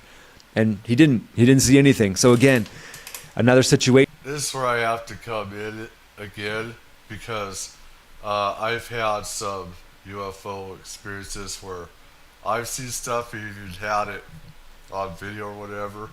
Some people see it, some people don't. It doesn't mean that you didn't see it. It just means that it doesn't make any sense. I mean, but it happens though. That's the weird thing. It happens. As fighter pilots, where if you're in a single seat jet, you can kind of feel like, did I imagine that? But I can remember it as clear as day. Some sort of an object that was a triangle shape, and it wasn't fighter jet size. It was definitely smaller. So my immediate thought was some sort of hobbyist drone or something like that, but it unmistakably had flight control surfaces like wings, a tail, and a futuristic triangle look. And it was going very fast. No propeller. This thing definitely had, a jet engine or some sort of propulsion engine that made it go as fast as a jet, not a propeller. And I'm not sure if there's many hobbyist planes that would be going that fast. And surely, like a lot of hobbyist planes that I've seen, they go all out with the paint job. So this one didn't. This one was just silver, reflective, like looking in a mirror. Whew, wild. And it was probably about, I would assume, probably 20 feet away. And the thought that I had was like, this freaking thing's showing off. So this little tiny fighter jet, maybe 10 to 15 feet across with those reflective surfaces. I'm going 500 knots. It's going 500 knots. It's kind of like slight turning into me. And that's something that you would do as a fighter pilot around like terrain or another jet when you have it doped. When you have it doped, you can actually get a little bit closer in game because you're going to pass by and you're not going to hit anything. So that is kind of the feeling I had when it passed me. I don't remember seeing anything on my radar, no static or anything over the radio. And again, it goes, passes by and my heart's pounding and I immediately think, did I imagine that? But I can remember it like it was yesterday. So what was this thing? Was it some sort of an advanced drone? Was it some sort of testing that was going on where they're intercepting fighter jets? I mean, I feel like if that was the case, why would they do it over the base? Why wouldn't they just do it when we were out practicing closer to Area 51 and closer to the range complex? Right. But that moment has really stuck with me. And as a Thunderbird pilot, you're trained in ultimate precision. Awareness is, it's the number one thing that keeps you alive. Your whole life depends on it. Everyone else's life depends on it. So I don't feel like I hallucinated that. I feel like my awareness was on point. So let's hold on to that one for a second, and then I'll jump into my second encounter. And this one, to me, was, I would say, even wilder than the first one. So this one happened when I was in a different jet. I'm up at 30,000 feet. I was cruising at probably about 400 knots. It was daytime. The sky was clear, and I'm scanning the horizon, just standard procedure. You know, you got everything else doped. The jet's looking good. Scan outside, looking for other aircraft, looking for weather, things like that. And then just out of nowhere, off the left-hand side, down the wing line, it was a bright object just caught my attention. And I thought it might be really far off in the distance, but I could tell that it was getting bigger as it was coming towards me. So that means it's really close. And it wasn't moving on the windscreen really much at all. And that's actually something that we train for a lot as a fighter pilot or any type of jet pilot, is if something's not moving on your canopy, it means you're on a collision course with it. So immediately I thought I was on a collision course with something. And I kind of had this moment where I'm like, we're up at 30,000 feet. There shouldn't be anything else up here. What is happening? So a moment of like my eyes just kind of getting wider. I put my hand on the control stick. I'm about to turn off the autopilot. And then I realized we weren't going to hit it. And all of a sudden it came more into view. And it was a rectangle shape. This was like a essentially perfect rectangle shape. Maybe I would assume probably like 30 to 50 feet high.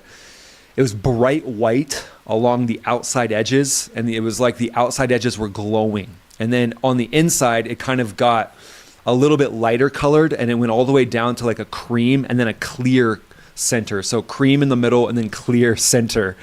I know it sounds like I'm talking about like a delicious pastry, but literally was the wildest experience I think I've ever had. I had to get this. Because immediately I thought it might be a weather balloon, so I'm looking for a tether. There's no tether at all. And so then I'm thinking, you know, am I imagining this? But it starts to get closer and closer off of our left-hand side. And it didn't do a breakneck speed thing. It didn't just fly past. It kind of went like a slower motion, which makes me think it was going the same direction as us and not being like a opposite direction, which would give it that breakneck line of sight where it just flies behind you. It definitely wasn't a plane. It wasn't a drone. There was no wings on this thing. There was no exhaust at all. And again, there was no tether, so it wasn't a balloon. And the edges, it was like they were so bright, they were pulsing. And I don't know if that's just an effect that my eyes had to kind of deal with how bright it was on the outside. But it came close enough where I could really see all the details of it. So bright white around the outside, kind of like a pulse. It's so bright. Transitioned to more of a cream color, so it wasn't as bright. Kind of in the inner, I would call it like the middle of it, the outer of the middle, and then in the center, it was like clear. Like I could almost see like just kind of clear sky through like a little hole, like air was passing through that hole. But again, we're at 30,000 feet. We're at 400 knots, and I don't know. It's like this thing's hanging with us, we don't get the breakneck speed past it. So it was obviously going really quick. But the crazy thing is, so there's no contrail, there's nothing on our weather radar, no static on the radio, and it's completely flat planed. So aerodynamically, this thing shouldn't be going close to 400 knots, right? I mean, if it was oriented down and it had a small sliver going through the slipstream, that would make more sense to me. But it really was defying any type of aeronautic laws that I've learned of. And for a rectangle to be like a barn door, just kind of flying through the air was a wild experience. So it zooms off of our left wing.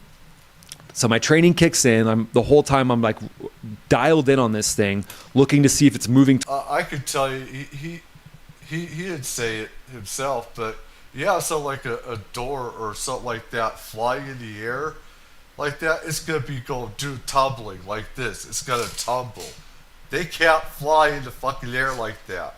They can't. You know? I mean, it's just not, it's like you see these things in a wind tunnel. You can see what's aerodynamic, what can and cannot fly. If you have these in a tunnel, wind tunnel, and stuff like that, these things are just flopping around. You see these things in a tornado, shaped like this. They're flopping around. They're not aerodynamic in any way. So towards us, or if we're on a collision course, it wasn't.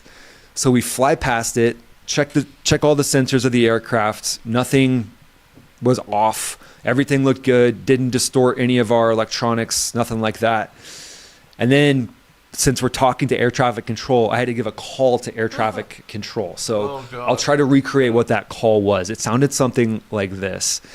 So I think we were close to Denver. We were actually southern Wyoming. So let's just say I was talking to Denver Center. Denver Center, I need to report something that I just saw. And they're like, okay, go ahead. A little bit like weirdness. They're like, what's this pilot smoking, basically? Yeah. And I said, I just saw an object. It looked to be about 50 feet tall. It's a rectangle. I've never seen anything like this before. It was at our altitude at 30,000 feet. And I think you need to be aware of this in case any other jets pass through this sector of your airspace. So what you smoking, and there was just like dead silence. Yeah. Where the controller's like, I really don't know what to say. And then they asked, to their credit, they're like, can you describe it more? Like, what color was it? So that's when I started saying, the edges were bright white, cream in the middle, clear in the very middle. And other aircraft that were around us acknowledged, said they'd look for it. I never heard anything about it. I did see there was a report filed that showed like an anomalous object was spotted in that area around that time. I bet if there's like ATC comm back on that day, it'd be hilarious. Someone probably heard it if someone was kind of scanning the ATC radios. But yeah, this again, it was, to me, it was almost like just like a special experience, I guess. Very odd to see something like that. Never thought I'd seen anything like that before. And it's really cool to be able to share that with you guys. But let's talk about quickly like a breakdown of what this could be. And I'll start with that triangle that I saw. So that on that Thunderbird mission, I fly past that triangle, small, fast, silent. So option 1, classified military prototype, especially with the paint job kind of being like that Cybertruck silver. Like they didn't have time to paint it. They're not worried about painting it because it's just one of one. It's a test bed for some other drone. They want to see how it's going to intercept fighter jets. Right. But why would it be intercepting us over the base when it could have just done that where no one would see it, not over a civilian population? It wouldn't have risked civilian population.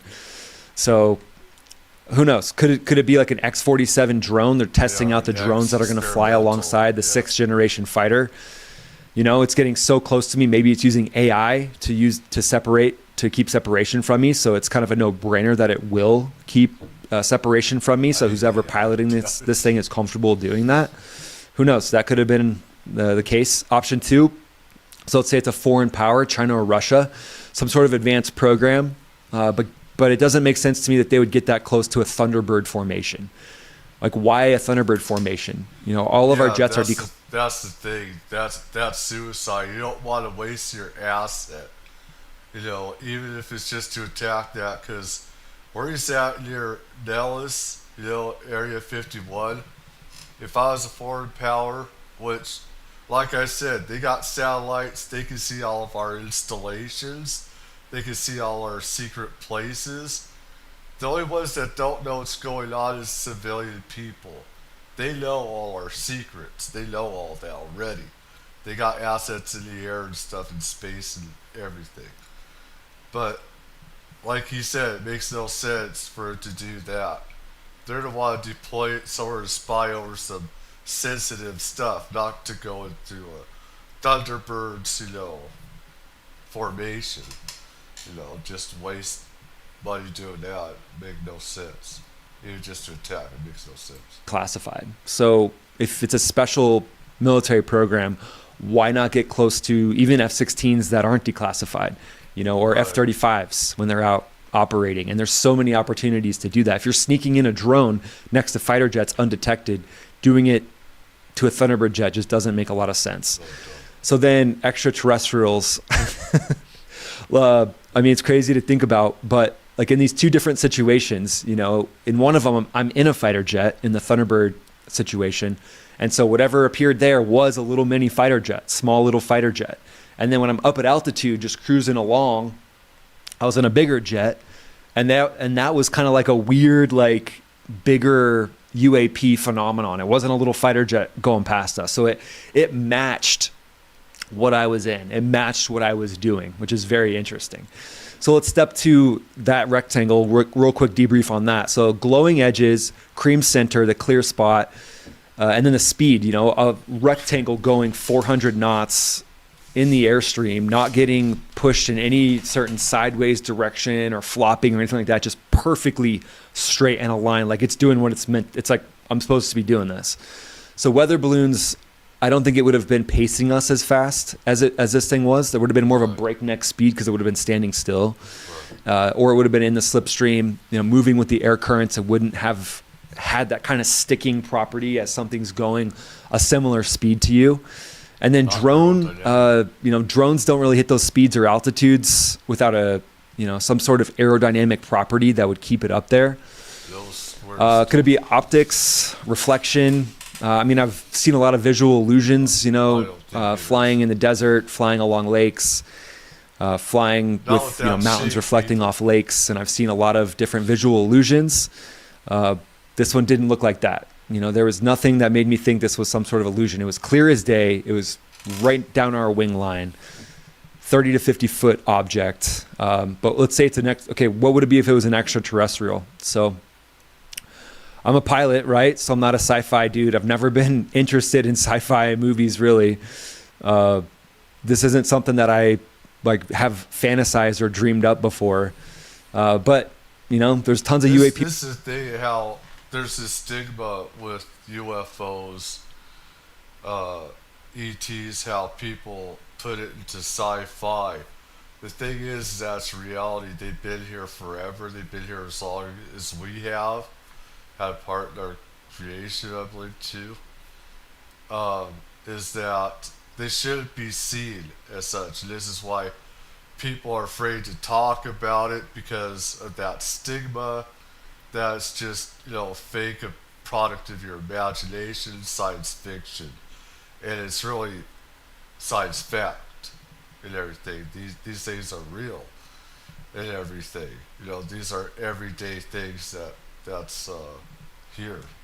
He reports out there. I haven't seen anything specific to this rectangle, but a lot of the objects that have been seen out over the Atlantic and the Pacific Ocean, they defy physics. So there's no propulsion, there's extreme speeds, there's no signatures, they go against the wind. There's a lot of different things that have happened, like the Tic Tac, that was off, I believe, 2004, the USS Nimitz. That Tic Tac UAP kind of moved a bit more like the Triangle, maybe. It was fast, it was agile. And then, you know, who knows? Maybe some other pilots have seen something similar, and them seeing this video will help them tell their story. You got the Navy gimbal video. And there's supposedly been somewhere around 800 UAP reports just since 2021, a lot of them unexplained. So science says it could be advanced tech, human or not. You know, going against aerodynamics, to me, definitely blows my mind. Anti-gravity, something that cloaks radar. I didn't see anything on the radar, especially in the fighter jets situation, but I was also in formation, so not necessarily staring at my radar.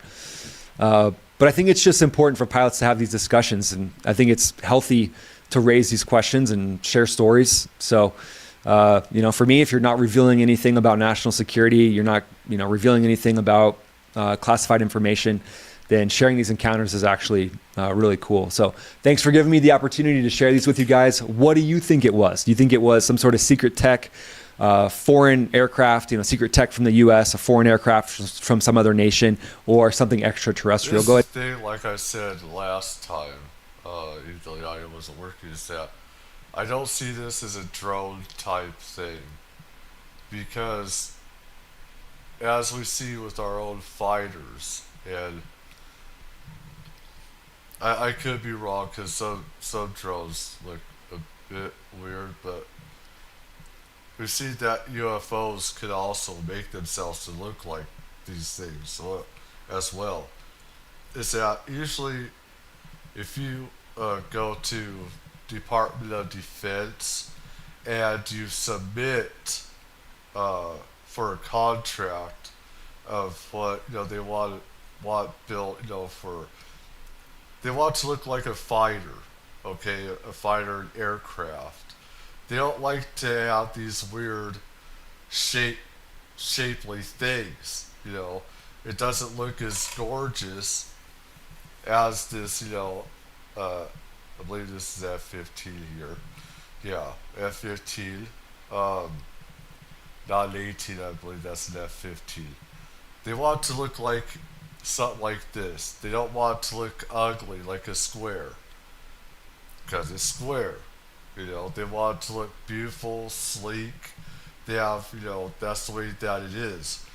I know of a lot of contracts, with airplane stuff, with fighter program, the Navy, how a naval vessel is supposed to look. The same thing goes with drones and stuff like that. There's a certain look. A square one with a hole, it doesn't look right. It's like I said, ugly duckling a bit. But I could be wrong. I could be dead wrong. But there are different civilizations out there that have weird looking aircraft that they use. Like I said, there is I see black cubed objects that are just like solid black, shiny stuff like that. Also look like liquid almost, but solid and everything. So I mean, from what he says, it doesn't. After you see so many different types of objects, you're no longer really surprised anymore. Things don't surprise you as much. That's just me. Anyways, I want to.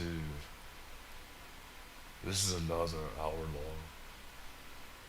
Oh dear Lord.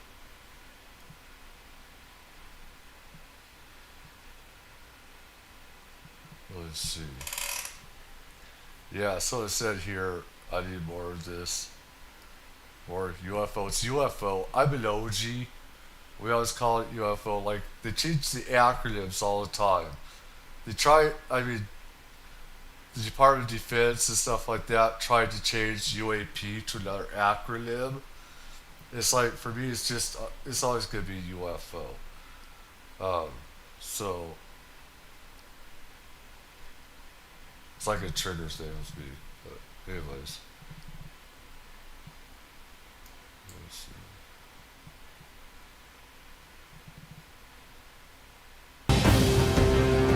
Ross Coulthard, that's Max Afterburner.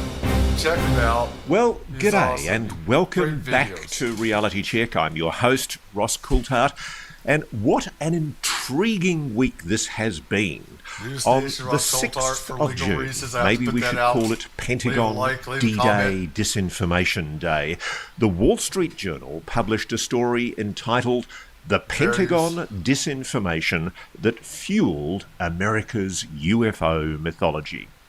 One of the reporters, Joel Schechtman, touted his story as a bombshell, boasting that this Wall Street Journal investigation had spoken to 24 current and former US officials, scientists, military contractors involved in the inquiry, as well as reviewing thousands of pages of documents, recording, emails and text messages.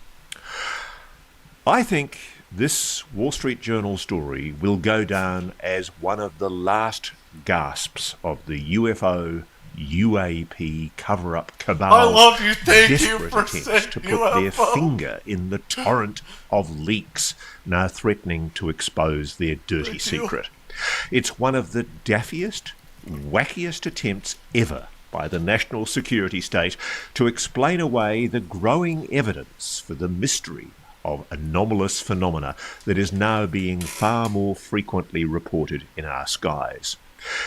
It's clear that much of the sourcing for this investigation came from the former head of the Pentagon. Just to say real quick, I have bitched to him. I have bitched at these guys and attacked them before.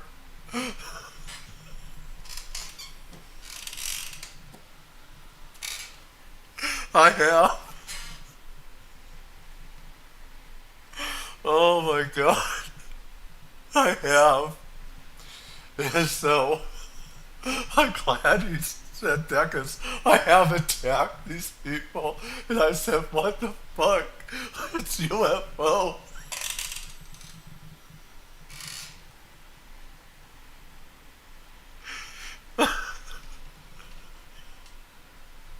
Oh my god. I just had to put that out there, but it's...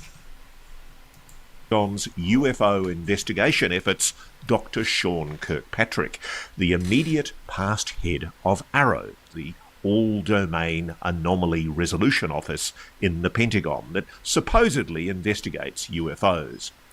This was Dr. Kirkpatrick's big chance to get square with his many critics, to use one of the most influential papers in the United States, the august Wall Street Journal, no less, a pillar of the financial establishment, to put a stake through the heart of what are now multiple first-hand allegations, witnesses alleging that the United States has secretly recovered non-human alien technology, and that there's been a multi-decade... This is a crazy thing for people like me. We've always known this. We've always known this and everything. We've always been attacked, ridiculed, saying that we're a product of, Satan's in us or demons or whatever. And we never needed stupid military people to tell us. I'm not trying to be mean to them about it. I'm not trying to be a bleep hole to them. I'm just saying, it's like we were always ridiculed and made fun of and everything. And the trauma that we've been through, and people say we were schizophrenic or whatever, and all those other things. It's just, we always knew this, Decades-long collaboration between those in the know, in government, the military, the intelligence community, and a select group of private corporate aerospace companies involved in working with this retrieved tech.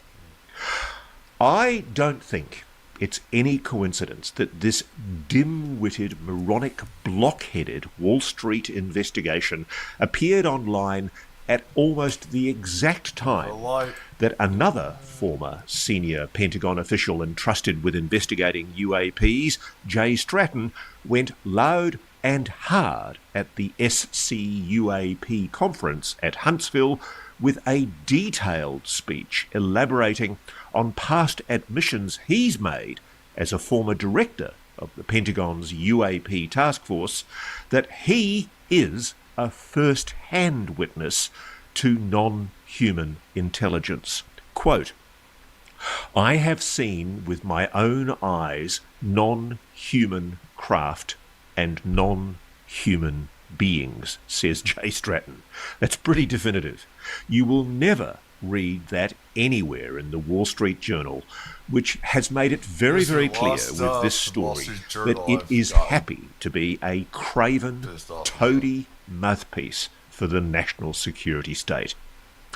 According to the Wall Street Journal and Kirkpatrick, we are being asked to seriously believe, drumroll, that the United States government has been lying to us about a cover-up about aliens for decades. Sorry, wait a sec. The US just said that it's been lying to us about a cover-up of aliens for decades. Well, duh, yeah, exactly. Of course they have. Why is that news? Well, it turns out the twist in Dr. Kirkpatrick's mea culpa is that while he was at AARO, he supposedly heroically discovered that the US military was creating the very conspiracy theories it has spent decades debunking.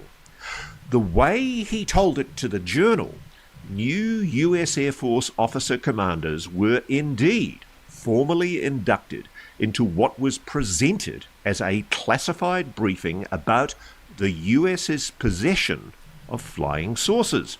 They were in fact shown photographs of an anti-gravity manoeuvring vehicle, and they were told that this super secret operations code name was Yankee Blue, and that it was devoted to reverse engineering alien technology. Terrified officers were threatened with prison or indeed death if they spoke about it, explicitly warned never to mention the program. Many were ordered to sign non-disclosure agreements. And Yankee Blue, of course, was supposedly a smokescreen for genuine, highly sensitive new weapons development programs. The story went even further, attempting to debunk what has clearly been a thorn in the side of the US Air Force's credibility on this absurd cover-up for decades. The evidence of multiple witnesses, including Captain Bob Salas, that in 1967, at Malmstrom Air Force Base, a giant UFO hovered over a missile silo and deactivated 10 of the thermonuclear missiles he was in charge of. The Wall Street Journal's reporters claimed Kirkpatrick had discovered this was, in fact, a secret test of an electromagnetic pulse, an EMP pulse, to test the effect of EMP energy on America's strategic nuclear missile deterrence. Yes, we are meant to believe that the US Air Force would be stupid enough to put a massive electrical discharge through 10 of the most dangerous weapons on the planet without knowing the effect that might have. So what does this Wall Street Journal story really mean? What the hell is going on? Is it really the death knell, as Dr. Kirkpatrick clearly hopes, for the claims of a UFO, UAP conspiracy cover-up? Or is it more likely what I suspect it is, disinformation masquerading as disclosure? To help us analyse this story, I'm joined today by Rob Heavily and Mario Woods. Rob is a medically retired structural and design engineer with 20 years of experience managing heavy commercial and government building projects. He's a former Cold War era US Marine, infantryman, and he now conducts independent research into UAP, NHI-related government materials, both declassified and open source. His work has focused on obscure technical aspects of defence infrastructure, and he spent a lot of time investigating this EMP testing claim. Mario Woods, I've long wanted to get on the show. He's a former US Air Force Security Police Staff Sergeant who, with a colleague in 1977, was on duty at Ellsworth Air Force Base in North Dakota, protecting the nuclear missile silo facilities there. He and his colleague witnessed a silent, glowing object hovering near the base perimeter while he was stationed at a control tower.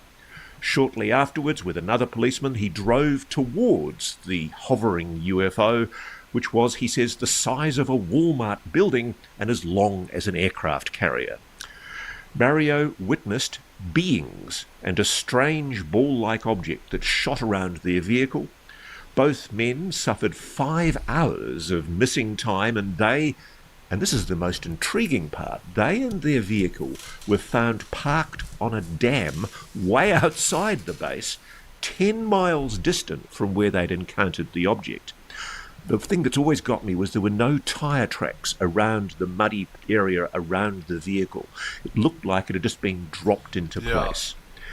Mario and his colleague were threatened and told they had to sign an NDA about this extraordinary incident. So, gentlemen, I'm hoping you can solve the mystery for me. Are we meant to apologise to the US national security state for getting it all wrong for the last few years? It's all been a big misunderstanding. They were just lying to us to protect their weapons programs. Rob, let's start with you. What do you say to that?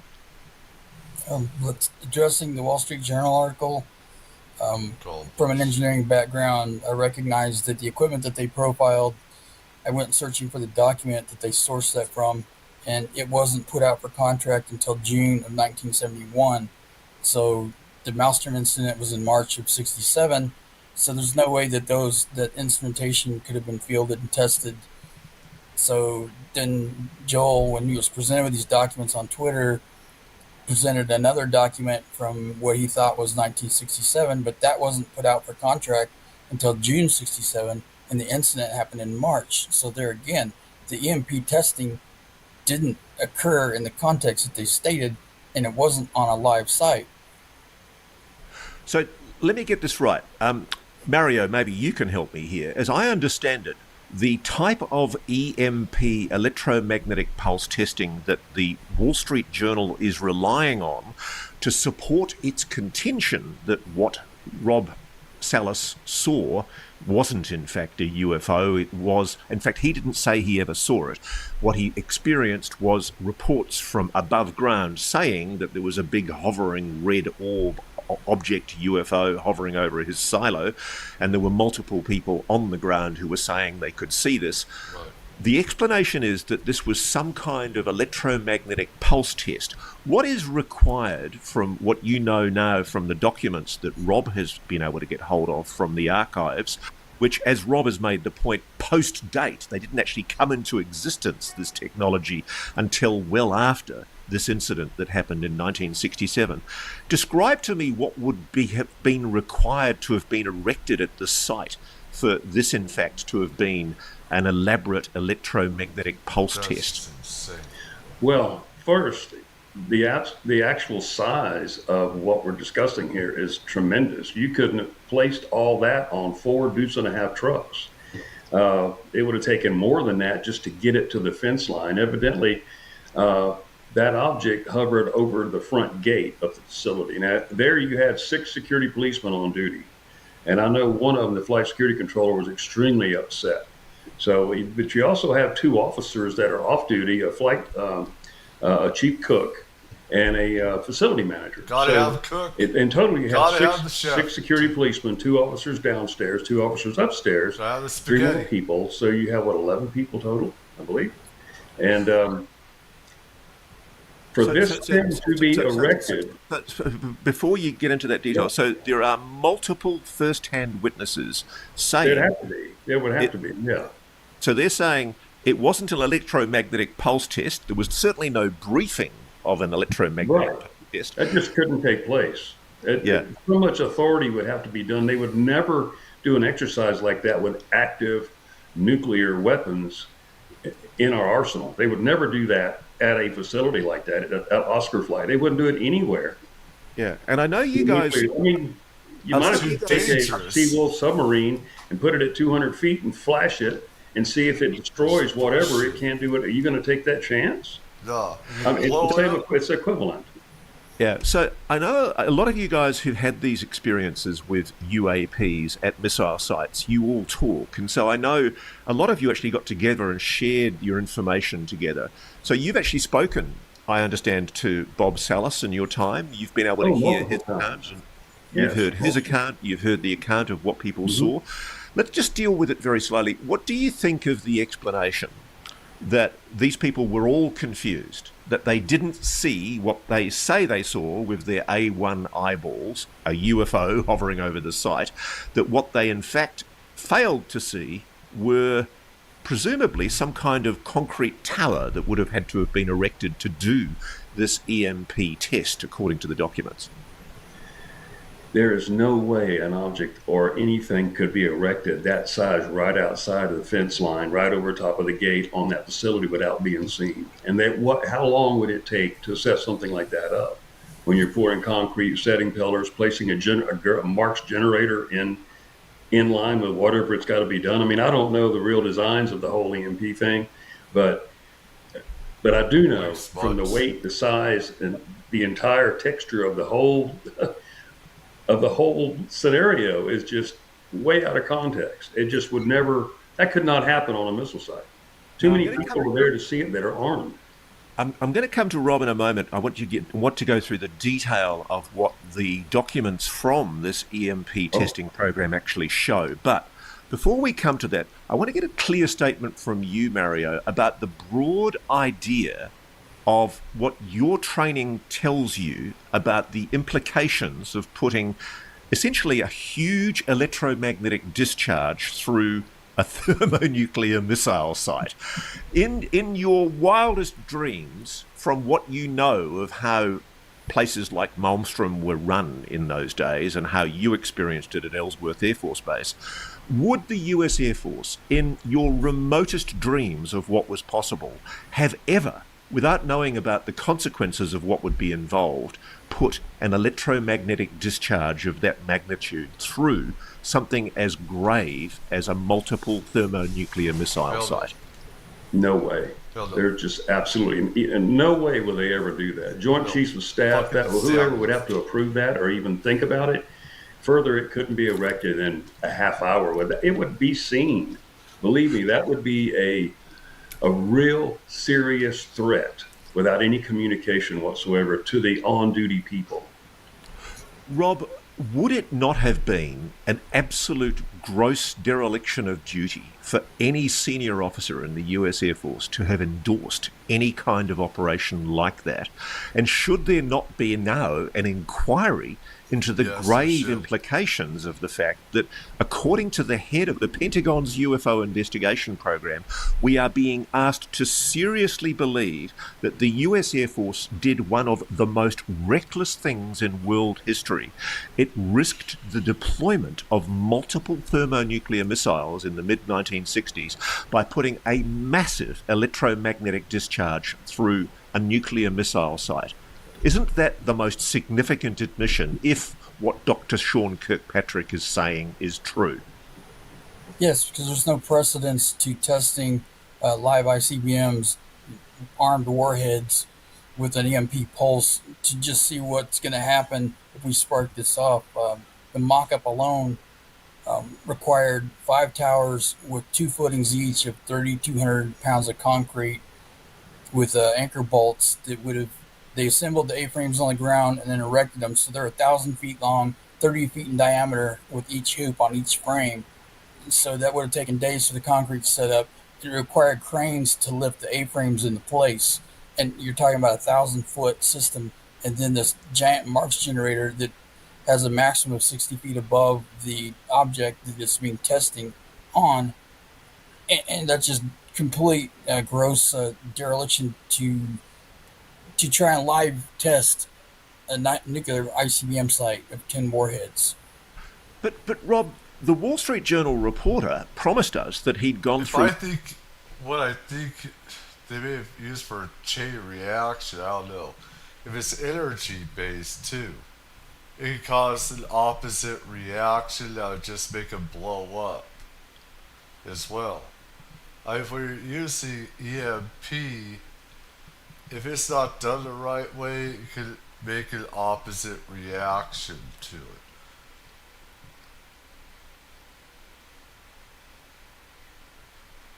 We could just blow them up. This could be a different type of EMP for all I know, but I just say some of the ones that I know of, the synergy-based stuff. Thousands of documents in this bombshell investigation. Just take me through the detail. You said it earlier, but I want you to go through the detail. The incident at Malmstrom Air Force Base that Bob Salas was a witness to, that the Air Force chose to selectively try and debunk, that was in 1967. What is the earliest evidence of the use of EMP testing on these kind of nuclear missile sites? Oh, the contract, the first one that was profiled in the article was put out for contract, where it was awarded contract in June of 71, and then the initiation of fulfilling that began in October 71.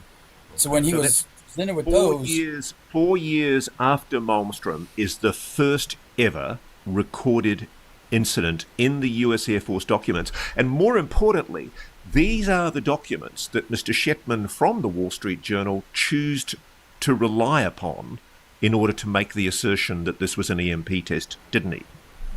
Yes, but the initial contract doesn't even mention ICBM sites. It's just a generalized canned specification to test hardened facilities. Because with my engineering background, we did high-end commercial and DoD contract buildings for overpressure, under pressure, which is entirely different from the blast resistance and the MP hardening. So the contract in question in the article profiled those two different specifications to test for the over-under pressure and the MP testing, but never indicated that it was for an ICBM site.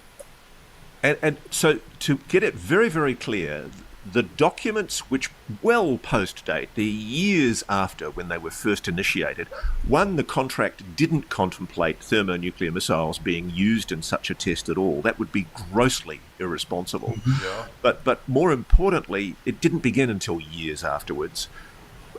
As Mario has said, you would have needed, and as you've said, you would have needed these absolutely gigantic 60-foot tall, multiple 1,000-ton concrete pillars in order to execute this test. The steel A-frames, but they had to pour the footings that were 5 foot by 4 foot by 2 feet deep. It takes a couple, 3 days for the concrete to harden with the eye bolts. Then they assemble the metal frames with the hoops in it. And once they're all assembled, then they pull up the whole 1,000-foot span with a crane to get them vertical. And then you have an antenna that's basically 30 feet in diameter and 1,000 feet long. And then you have to set the generator over the top of the facility.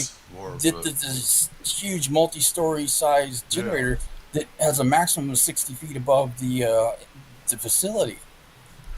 Now, this would be funny if it wasn't so serious, because from when you read the Wall Street Journal report, it's quite clear Sean Kirkpatrick gloats and boasts that he briefed the Director of National Intelligence at the time, Avril Haines, the person who is America's intelligence czar, that this kind of thing was happening. More importantly, he briefed her on the disinformation operation that had been run by the US Air Force, basically where US Air Force officers were being told that this was a classified program, Yankee Blue, and that this was all a big lie. In and of itself, I think the gravest implication to me is that this cockamamie bull story has been fed to the Director of National Intelligence by the man in the Pentagon who was responsible for investigating the UAP program, Dr. Sean Kirkpatrick. God help us, it looks like Avril Haines bought it. She seems to have accepted this explanation. What are the implications for that in terms of the level of deceit that is clearly going on? I just don't see how anyone can possibly believe that this deliberate disinformation program is part of a strategy just to hide weapons programs, when clearly they have been briefing officers for decades and decades and decades into the existence of a alien technology retrieval program, and now they're trying to have to cover their butts to explain to the president and the senior people in intelligence why these people are now coming forward. They're also having to try and explain the evidence of good men like Colonel Bob Salas and Mario Woods, both of whom have had incidents at nuclear weapons sites. What are the implications from either gentleman that wants to comment on this? What are the implications about what this says about the way in which senior levels of the intelligence community, the people we the public entrust to protect the public interest in all of this, are being deceived about this issue? Well, let me further expand on what the article stated. Kirkpatrick's reasoning for why Salas and et al. Were never informed of these on-site testings was because it's classified and they didn't want the Russians to know. But the report from the initial report in question was never classified. It was open source. It was a generalized contract, never classified. So that in its face was incorrect that Kirkpatrick is advancing. And then Joel tried to put out another document to preempt that one when he was presented with these documents showing that it didn't exist yet. He put another document out on Twitter that was from 1967, but again, that contract wasn't awarded until June of 67, so the production didn't start till afterward. And as I understand it, the reporter from the Wall Street Journal, Joel Shetman, he was one of the two reporters that headlined this story and called it a bombshell. He initially posted a document which he said supported his claim that there was this EMP capability in 1967. But I think it was you that pointed out that that document was later taken down when you pointed out to him the fact that that document post-dated the incident that Bob Salas witnessed.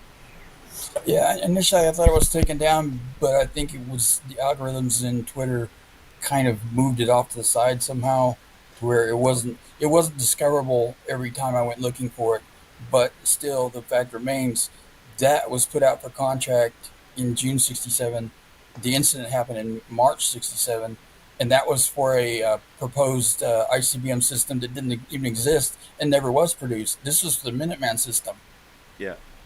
So, Mario, let's come to you. I mean, I know when you work in your role as a security officer in a nuclear missile site, you are obviously read into a lot of stuff about the importance of protecting the security of what is essentially the most important weapon in the American arsenal.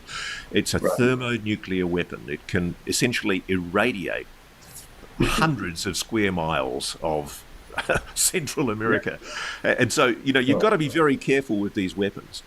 Just give me your gut response to the claim that all this was a secret EMP test and that you and anyone else that had been topside in that nuclear missile site that day wouldn't have noticed the kind of construction that Rob is talking about, that the contract actually says would have been required to have been built in 1967 for this to be true.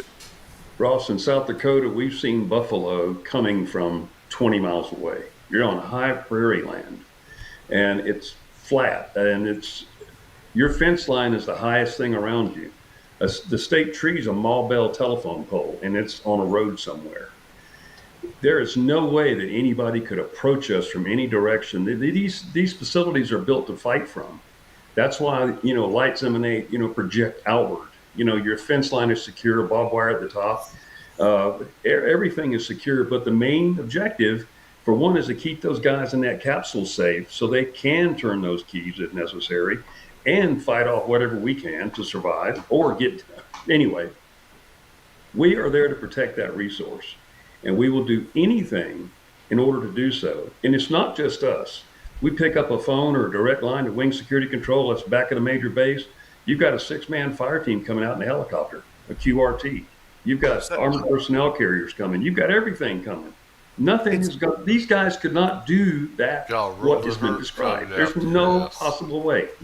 But knowing what you know about how careful, thank God, the US Air Force is with protecting these weapons, is there any conceivable possibility at all that somebody like Bob Salas wouldn't be briefed and read into a proposal to put even your wildest dreams an electromagnetic pulse through a missile site?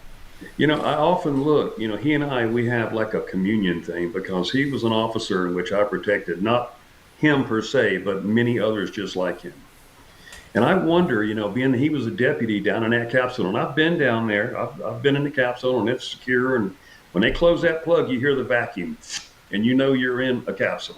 And it's big enough that, you're okay, but they're far enough apart. Him being the deputy, I can only imagine what took place that night.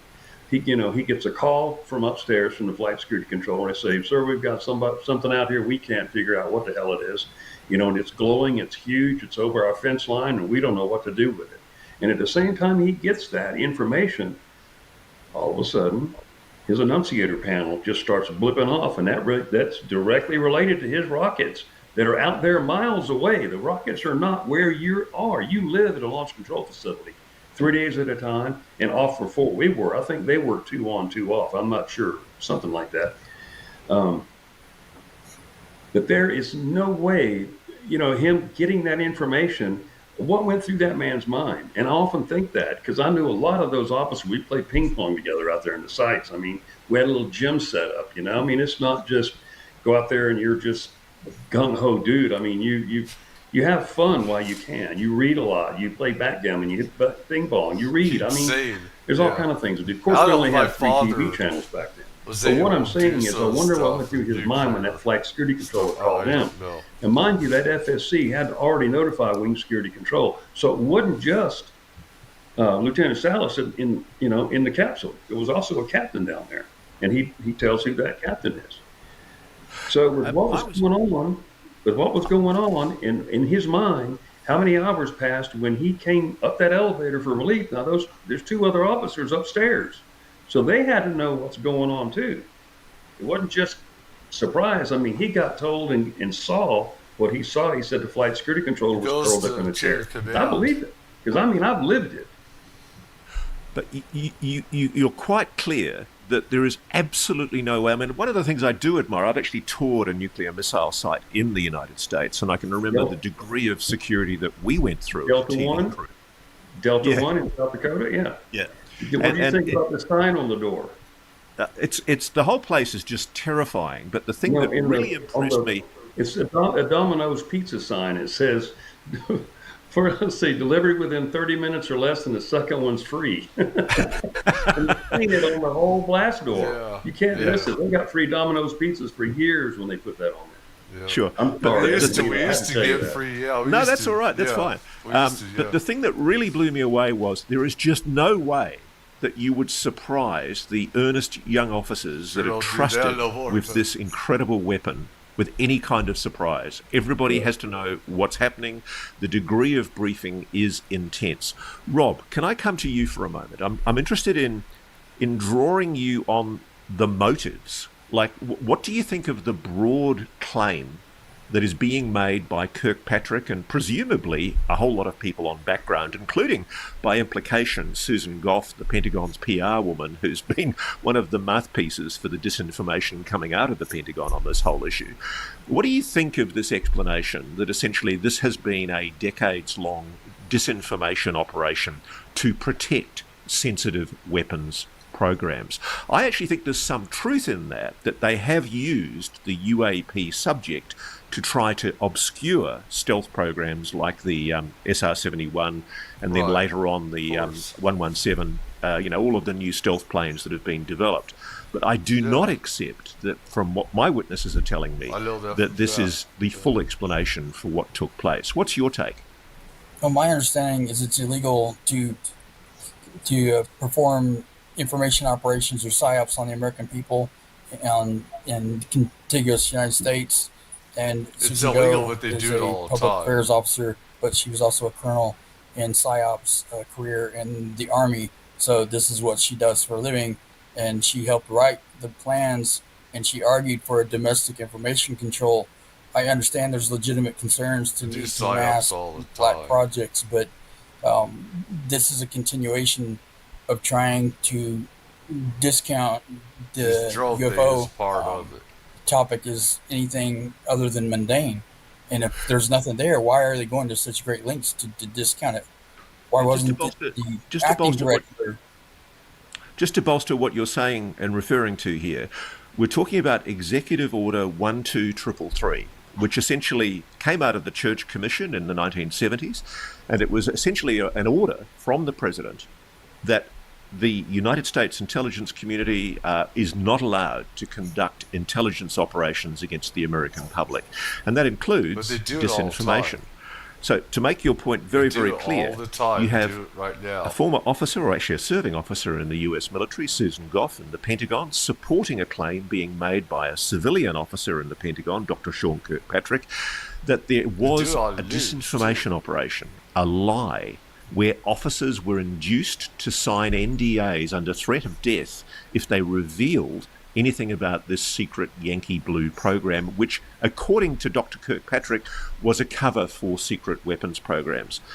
It's just totally implausible, isn't it, that the United States would run such an active disinformation operation against its own officers? Well, there's a clause that allows through the executive branch, if it's under the national security interest, that they would be allowed within certain constraints to do that. And they relaxed the Smith-Mundt Act in 2012, the Modernization Act, to allow for certain instances for what was previously foreign information operations to be facilitated in the United States and on U.S. citizens under the guise of national security. So they have a loophole to the White House theoretically could allow this to take place if indeed there's substance here to the UFO topic and they need to guard it like they would nuclear secrets, then that would justify their use of psyops on That's how they American do people. it. National Otherwise, security. there's no legitimate excuse to be doing this. In and of itself, though, this is... I mean, I'm actually gobsmacked that the Pentagon has put this forward as an explanation. Because what they've done is they've implicitly admitted something that now requires investigation. I don't know what's more serious, running a disinformation operation against its own officers and the public, or, as Mario has pointed out, the incredibly dangerous act of putting an electromagnetic pulse through a site that controls nuclear weapons. In and of itself, this must be investigated, mustn't it? Absolutely. I wouldn't have my stash of July 4th fireworks and just, for curiosity's sake, go fire up my 5,000 watt generator and hook the jumper cables onto it and see what happens. Blow up. And there's no metrology equipment that was installed on the base to figure out what the results were. I mean, that's what I'm saying. Taking 10 ICBMs offline with an EMP, they didn't know if they're going to come back online or not, and then you're compromising a whole wing of missiles. So it's just ludicrous at its face that they would do that, and there's no metrology equipment to test the results. I mean, frankly, I would have hoped and expected that the officers that had ordered such an operation would have been put before a courts-martial and asked to explain themselves. I mean, it's a gross dereliction of duty, isn't it, Mario, to put the strategic nuclear deterrence at risk with some kind of pulse weaponry without knowing the consequences? No one has that authority. That's just the end of it. I mean, nobody has the authority to conduct such an experiment. Perhaps Sandia National Labs or some of the other laboratories, they may have done that, but not on an active, in-service missile complex. There's just no way that they would be taken down in a test. There's no way. Crazy stuff. I just want to deal with one thing. Robert Hastings, who's written the excellent book UFOs and Nukes and done by far the most comprehensive analysis of these incidents involving UFOs and ICBM sites, nuclear missile sites. He talks about how there was a press conference that he was at in 2010 where a former Minuteman missile targeting officer stationed at Malmstrom Air Force Base, Captain Robert Jamison, was involved in retargeting the 10 ICBMs that had actually been simultaneously knocked offline on that March evening that Bob Salas witnessed in 1967. And according to Captain Jamison, Bob says, multiple targeting teams, including his, were given an unprecedented special UFO briefing prior to them to being released to the field, during which it was stated, quote, a UFO had caused the multiple missile failures. And they were instructed to report a UFO to their command post should one be sighted while they travelled to the full shutdown site at Oscar Flight, which was near Royan, Montana.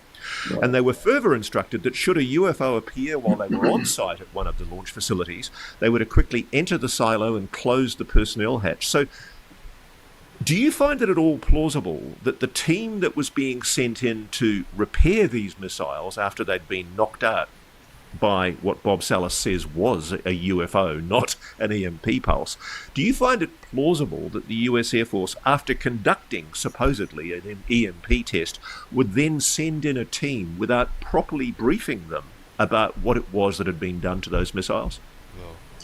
Now, there's a possibility. There honestly is a possibility, but they could not get underground to get to that missile by themselves. It would take security personnel there. There's a whole bunch of clearances and authorization to even get down into a silo. You have 3 different plugs that you've got to go through to get there, and nobody has all the combinations for all 3. So they did do work like that by opening the silo, pulling the missile out, putting it in a trailer that concealed its view from anybody driving by.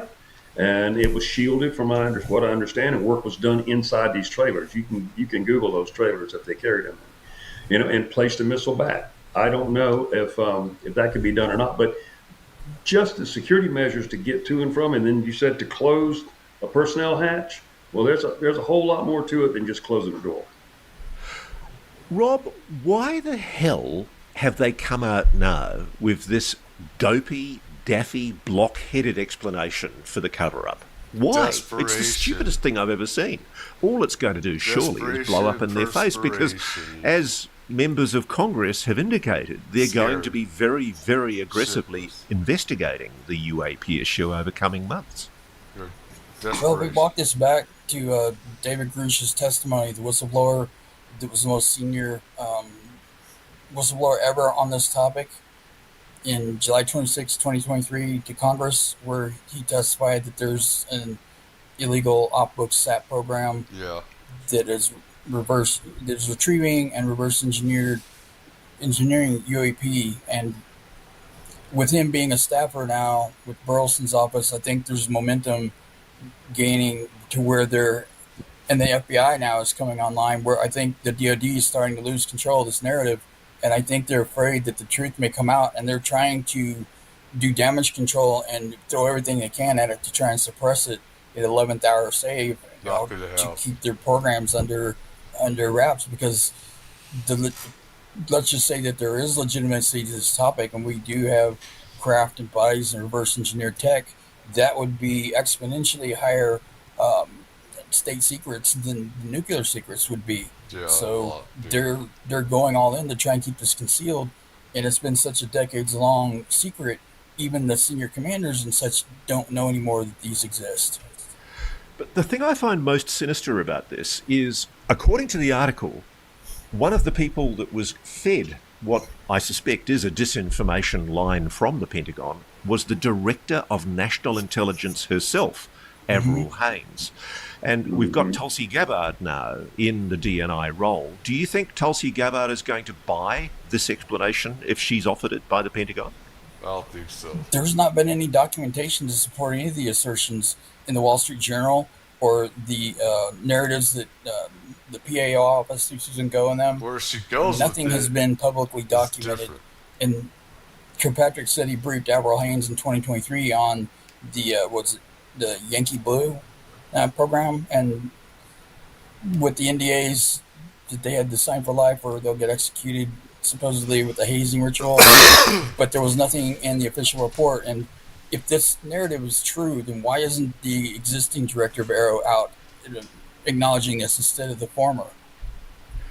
It's very interesting the way they've used Kirkpatrick, isn't it? And I notice subtly the Wall Street Journal used Ms. Goff, Susan Goff, to basically support Kirkpatrick's claims. But it's interesting. I don't know whether Dr. John Kozlowski, who I am told is a good man and who is increasingly being given a lot of evidence that is, I'm sure, upsetting the apple cart inside the Pentagon, I don't know whether he'd be so willing to be part of the cover-up. What worries me is, why now? Obviously, you're saying that we're at a time when the push from Congress is tightening the noose around those who have engineered this cover-up for so long. It does tend to indicate, though, that they're digging in for a fight, and that they're willing to lie to the most senior people in the US intelligence establishment. That's the implication, surely, isn't it, of what we're seeing here? They're using one of the most powerful papers in the United States to essentially push a line that includes disinformation fed, presumably not just to the DNI, the Director of National Intelligence, but also to the White House. Is our president being misled? Is Donald Trump being told the truth about UAPs? What do you gentlemen think? If I may, Ross, I don't think it's all within the military. I think it's in the military-industrial complex, which I worked for 14 years. I think they make direct instructions on what they're going to do with this widget or that widget or what they're doing, and whoever's down the line doing their reporting in their official offices or what have you, they're being told what to do. Yeah, and they're being told what to say. I believe we have technology.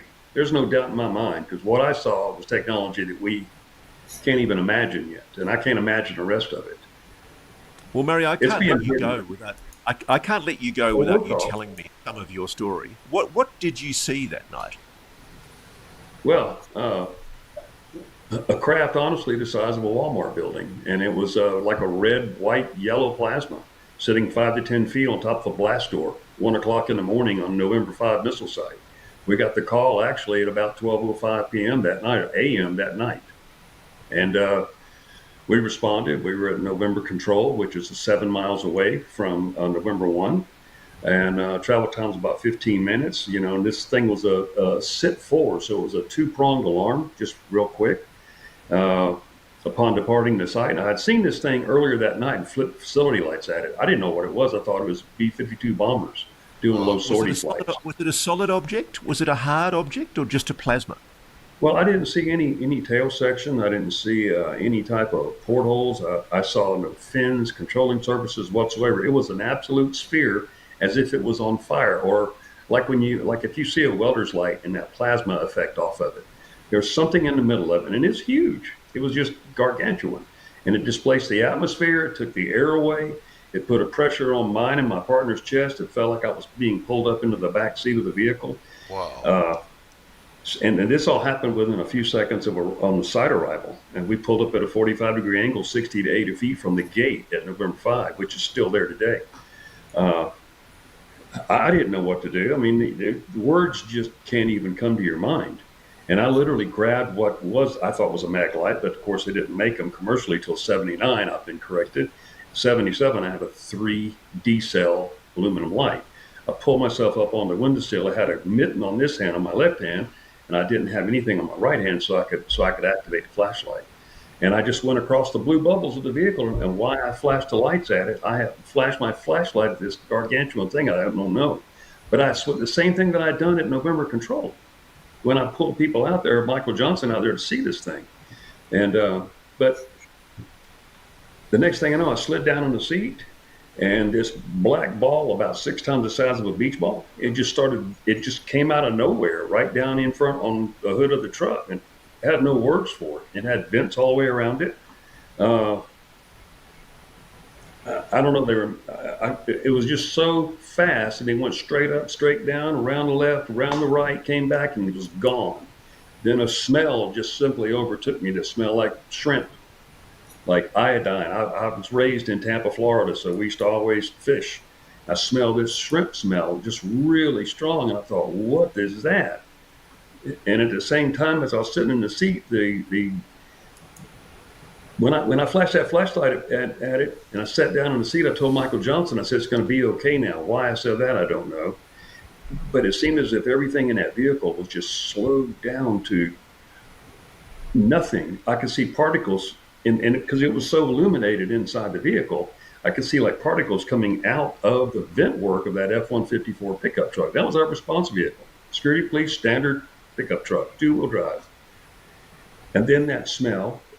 And then the next thing I know, I've got my weapon between my legs, and I knew something was on the right side of me. And it gives me chills right now, because I had rolled my window up, and I knew I only had an 1/8-inch piece of glass between me and whatever was out there.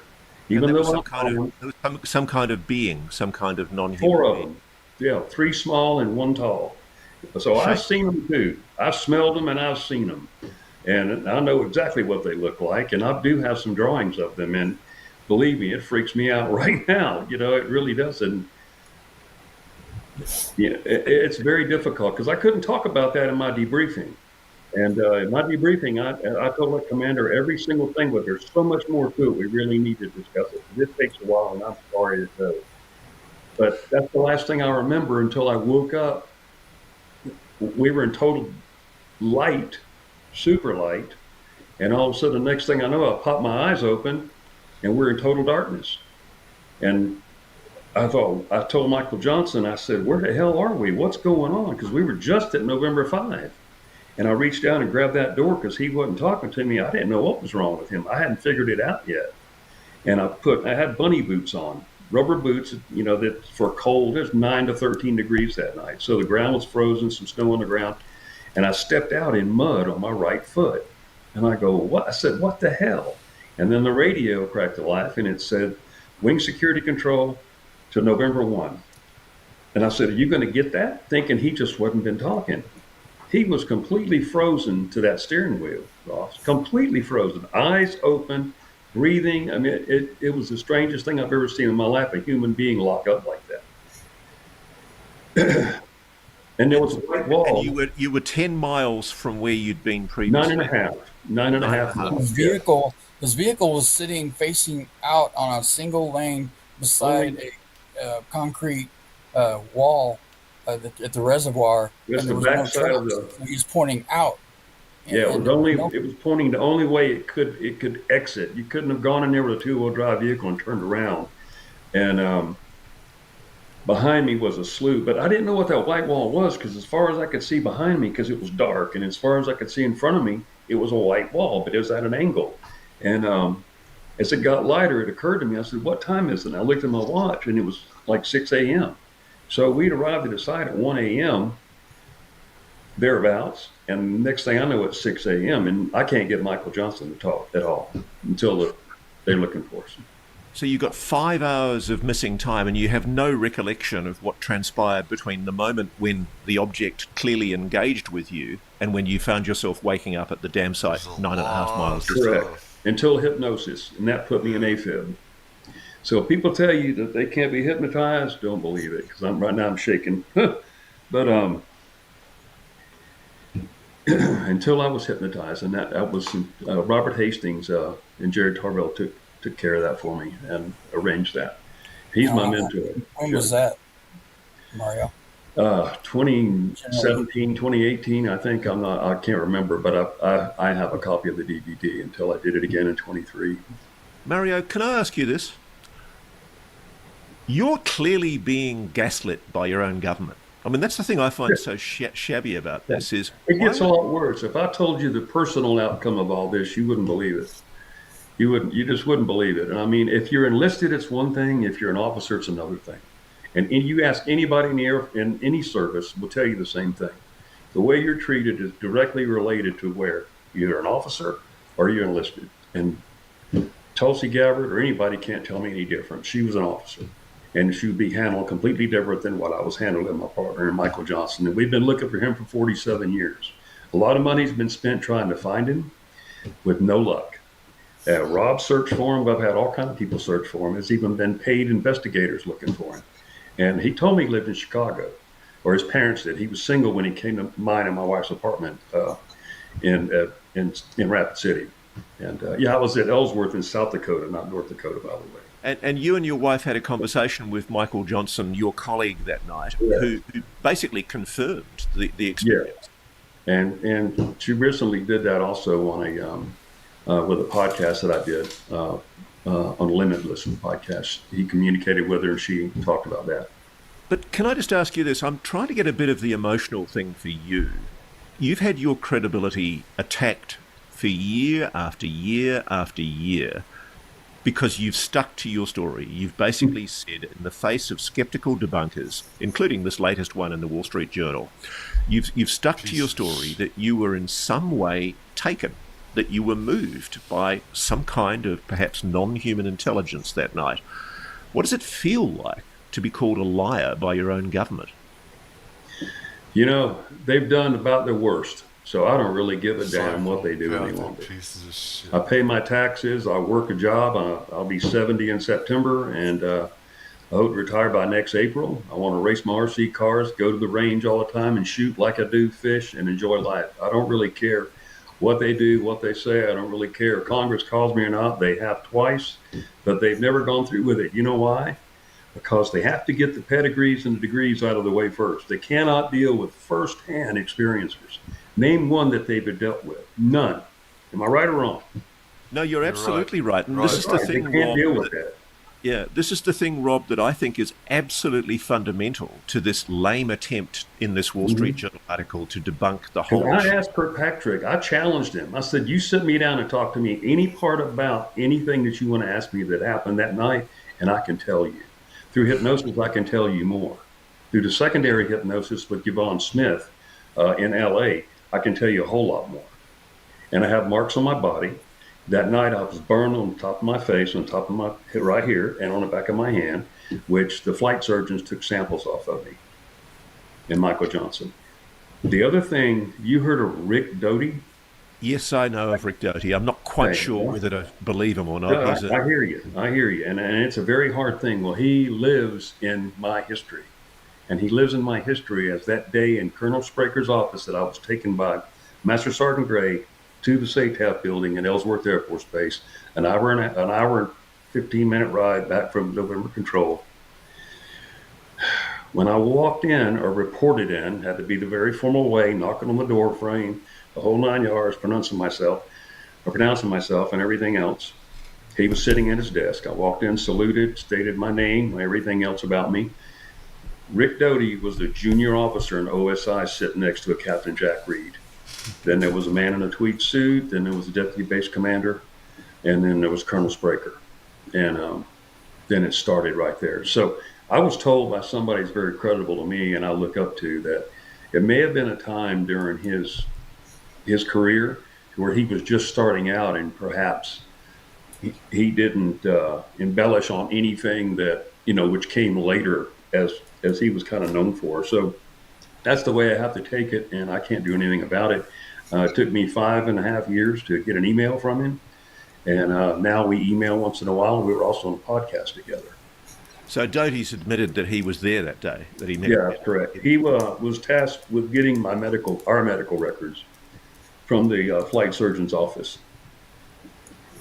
And were you ever able to get those medical records that proved the burns on your forehead? I couldn't get them. I've done everything I can to obtain those records or anything written. I'm currently in a reevaluation with the VA because I do have some medical problems, and that part I just can't access or Freedom of Information Act. I just can't get my records or all my training records even. Mario and Rob, the key issue behind the Wall Street Journal article is it leaves the reader with the impression that there is no first-hand evidence. Rob, how much first-hand evidence has there been, including from witnesses who've given evidence under oath, asserting that there is a legacy retrieval program of non-human technology that's secretly attempting to reverse engineer that technology? This goes clear back to Kehoe in the 50s, that we've had senior enlisted and officers in the military and government and civilians that have expressed firsthand evidence and testimonies throughout each decade.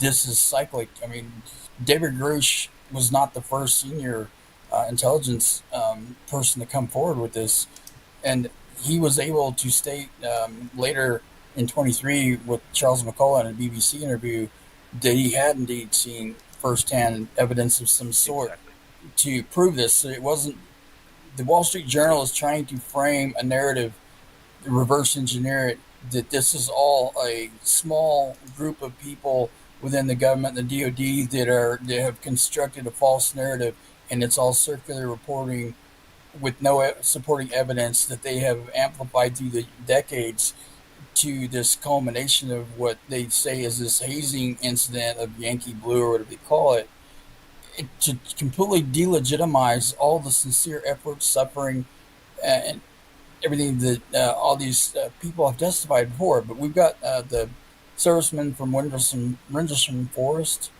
that is now getting benefits because of his injury sustained for the government. So that legitimized that there were anomalous effects from exposure to these. This is the thing that worries me at the moment, though, that you've got evidence from people like you, Mario, you've got evidence, as you say, Rob, from David Grush, who has actually told the BBC that he does have first-hand evidence that he's happy to testify about in a secret SCIF hearing. And 40 more behind him. You've got Lekatsky, you've got Jay Stratton, who I quoted earlier, you've got Lou Elizondo. All of these people are saying they have first-hand evidence, and some of them have actually testified to the accuracy of what they're saying under oath. So now we have a situation where you have the Pentagon, Sean Kirkpatrick, Susan Goh, the PR woman for the Pentagon, making one claim, and you have a whole host of other people who've had the guts to put their record on the record under oath. It's time those two stories were tested. Yeah. There's an opportunity here, isn't there, for the Pentagon's veracity to finally be tested. I wonder if this Wall Street Journal article won't be seen as a tipping point where the Pentagon finally went too far. It overplayed its hand. Do you suspect the military-industrial complex? You got psychopaths and criminals running our government and the military-industrial complex. I mean,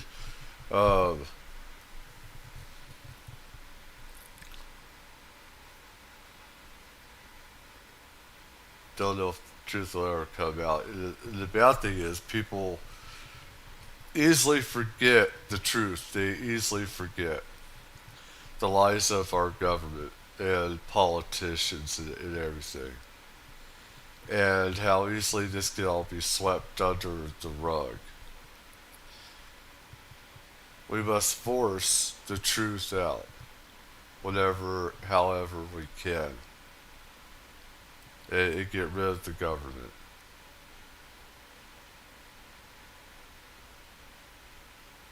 The only about this everyone should know about. Get a hold of this spirit technology stuff for everyone to have and to use and to be able to access. It's stuff of the spirit, such as technology. It's beyond technology. This stuff. And we have psychopaths that want to control this and weaponize all of this for their psychopathic reasonings, criminal reasonings, and stuff. And so you got, people in national security and intelligence, and defense organizations, defense contractors that will do anything to lie, scheme, cheat, steal, and keep this a secret so they can make money off of weaponizing UFO stuff and everything. Think they have overplayed their hand here? Absolutely, and I think the suppression of investigating David Grush's ICIG whistleblower complaint and the other 40 witnesses that were either first-hand witnesses that were either members currently or formerly of the legacy program in question, the suppression of that investigation alone speaks volumes. I think people ask me a lot what would be the best opportunity to try and crack this open as far as the government acknowledging that this is legitimate. I think it would be pushing for those whistleblower complaints to be, that investigation to be followed up through, because no one to date has been able to discount David Grush's testimony, and instead they attack his credibility by allegedly leaking where to find the FOIA documents through that certain reporter that I don't want to mention his name, to impugn him for his PTSD incidents that he had through legitimate service. So they're trying to attack the messenger. Why would they do that if there's nothing there? So Mario, in closing, and thank you to both you and Rob for coming on Reality Check today. Mario, you've already, I know, come forward multiple times to give your evidence. But if you were asked to swear in a court, in the Congress, on a stack of Bibles, knowing that you face perjury, prosecution for telling a falsehood, would you testify to the veracity of what you've told me today? Every word, yes. I've raised my hand many a time and taken that oath, and I'd be happy to do it again. Have you ever had a fair hearing for what you say happened to you that day, that evening in 1977? Have you ever been given the opportunity to have a fair hearing before a proper inquiry? No, never. Do you get the impression the US Air Force, the Pentagon, and some in the US government just want people like you to go away? Yes. Yeah, they're afraid. They really are afraid. I've had black sedans cruise in front of my neighborhood, cutting the grass, and take pictures of me. I don't know if there was a government vehicle. I know that. I pay my taxes, I pay my bills. But I do know that happened. And it happened prior to going out to Robert's place, as a matter of fact. Case gentlemen, thank you so much to both of you for coming on Reality Check and going through the detail of why part one of the Wall Street Journal hatchet job was a complete joke. Doing this shit. Sick ass sons of bitches.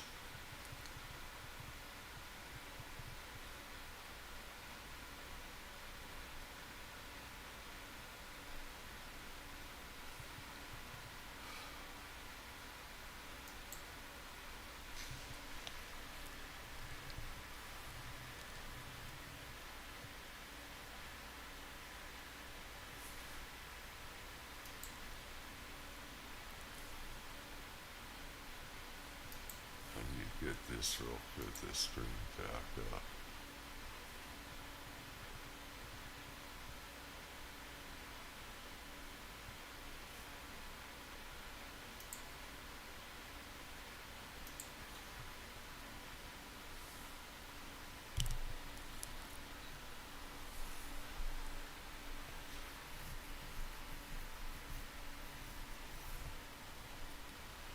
Okay.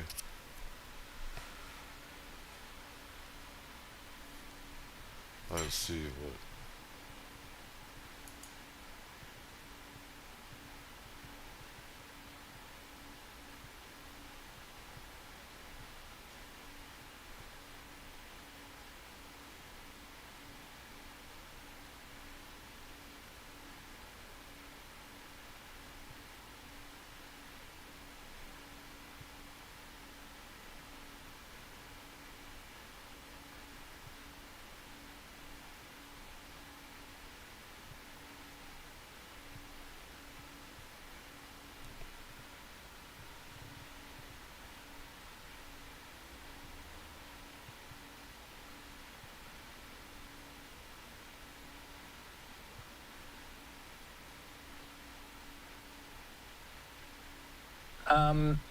James, where do we go from here? I always like to move ahead when we talk about any subject.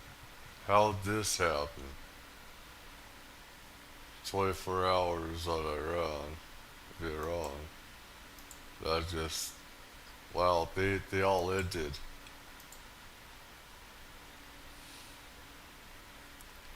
All the feeds are, wow. All the feeds, every single one of them that I see for Israel, gone kaput.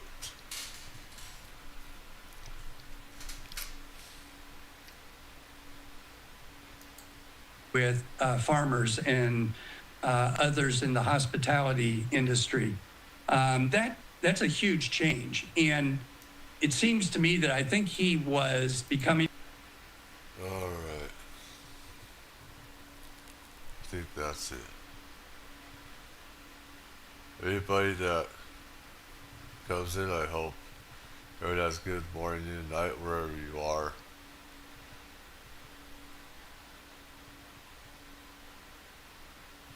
We have to force out the reality of UFOs, ETs. We need to evolve. We're not just humans. We're not. We're much more than that. We are multi-dimensional people. We only wear this flesh, but we're not all flesh. And we should be going out there, different galaxies and stuff like that, and see other civilizations. And we have these psychopaths in the military-industrial complex controlling everything, and they don't want normal people being able to access what's duly ours.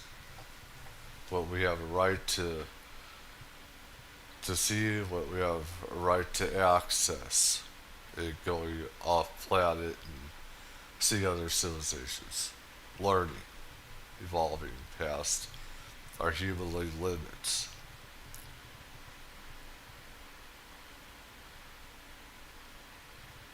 People have been killed to keep these things a secret.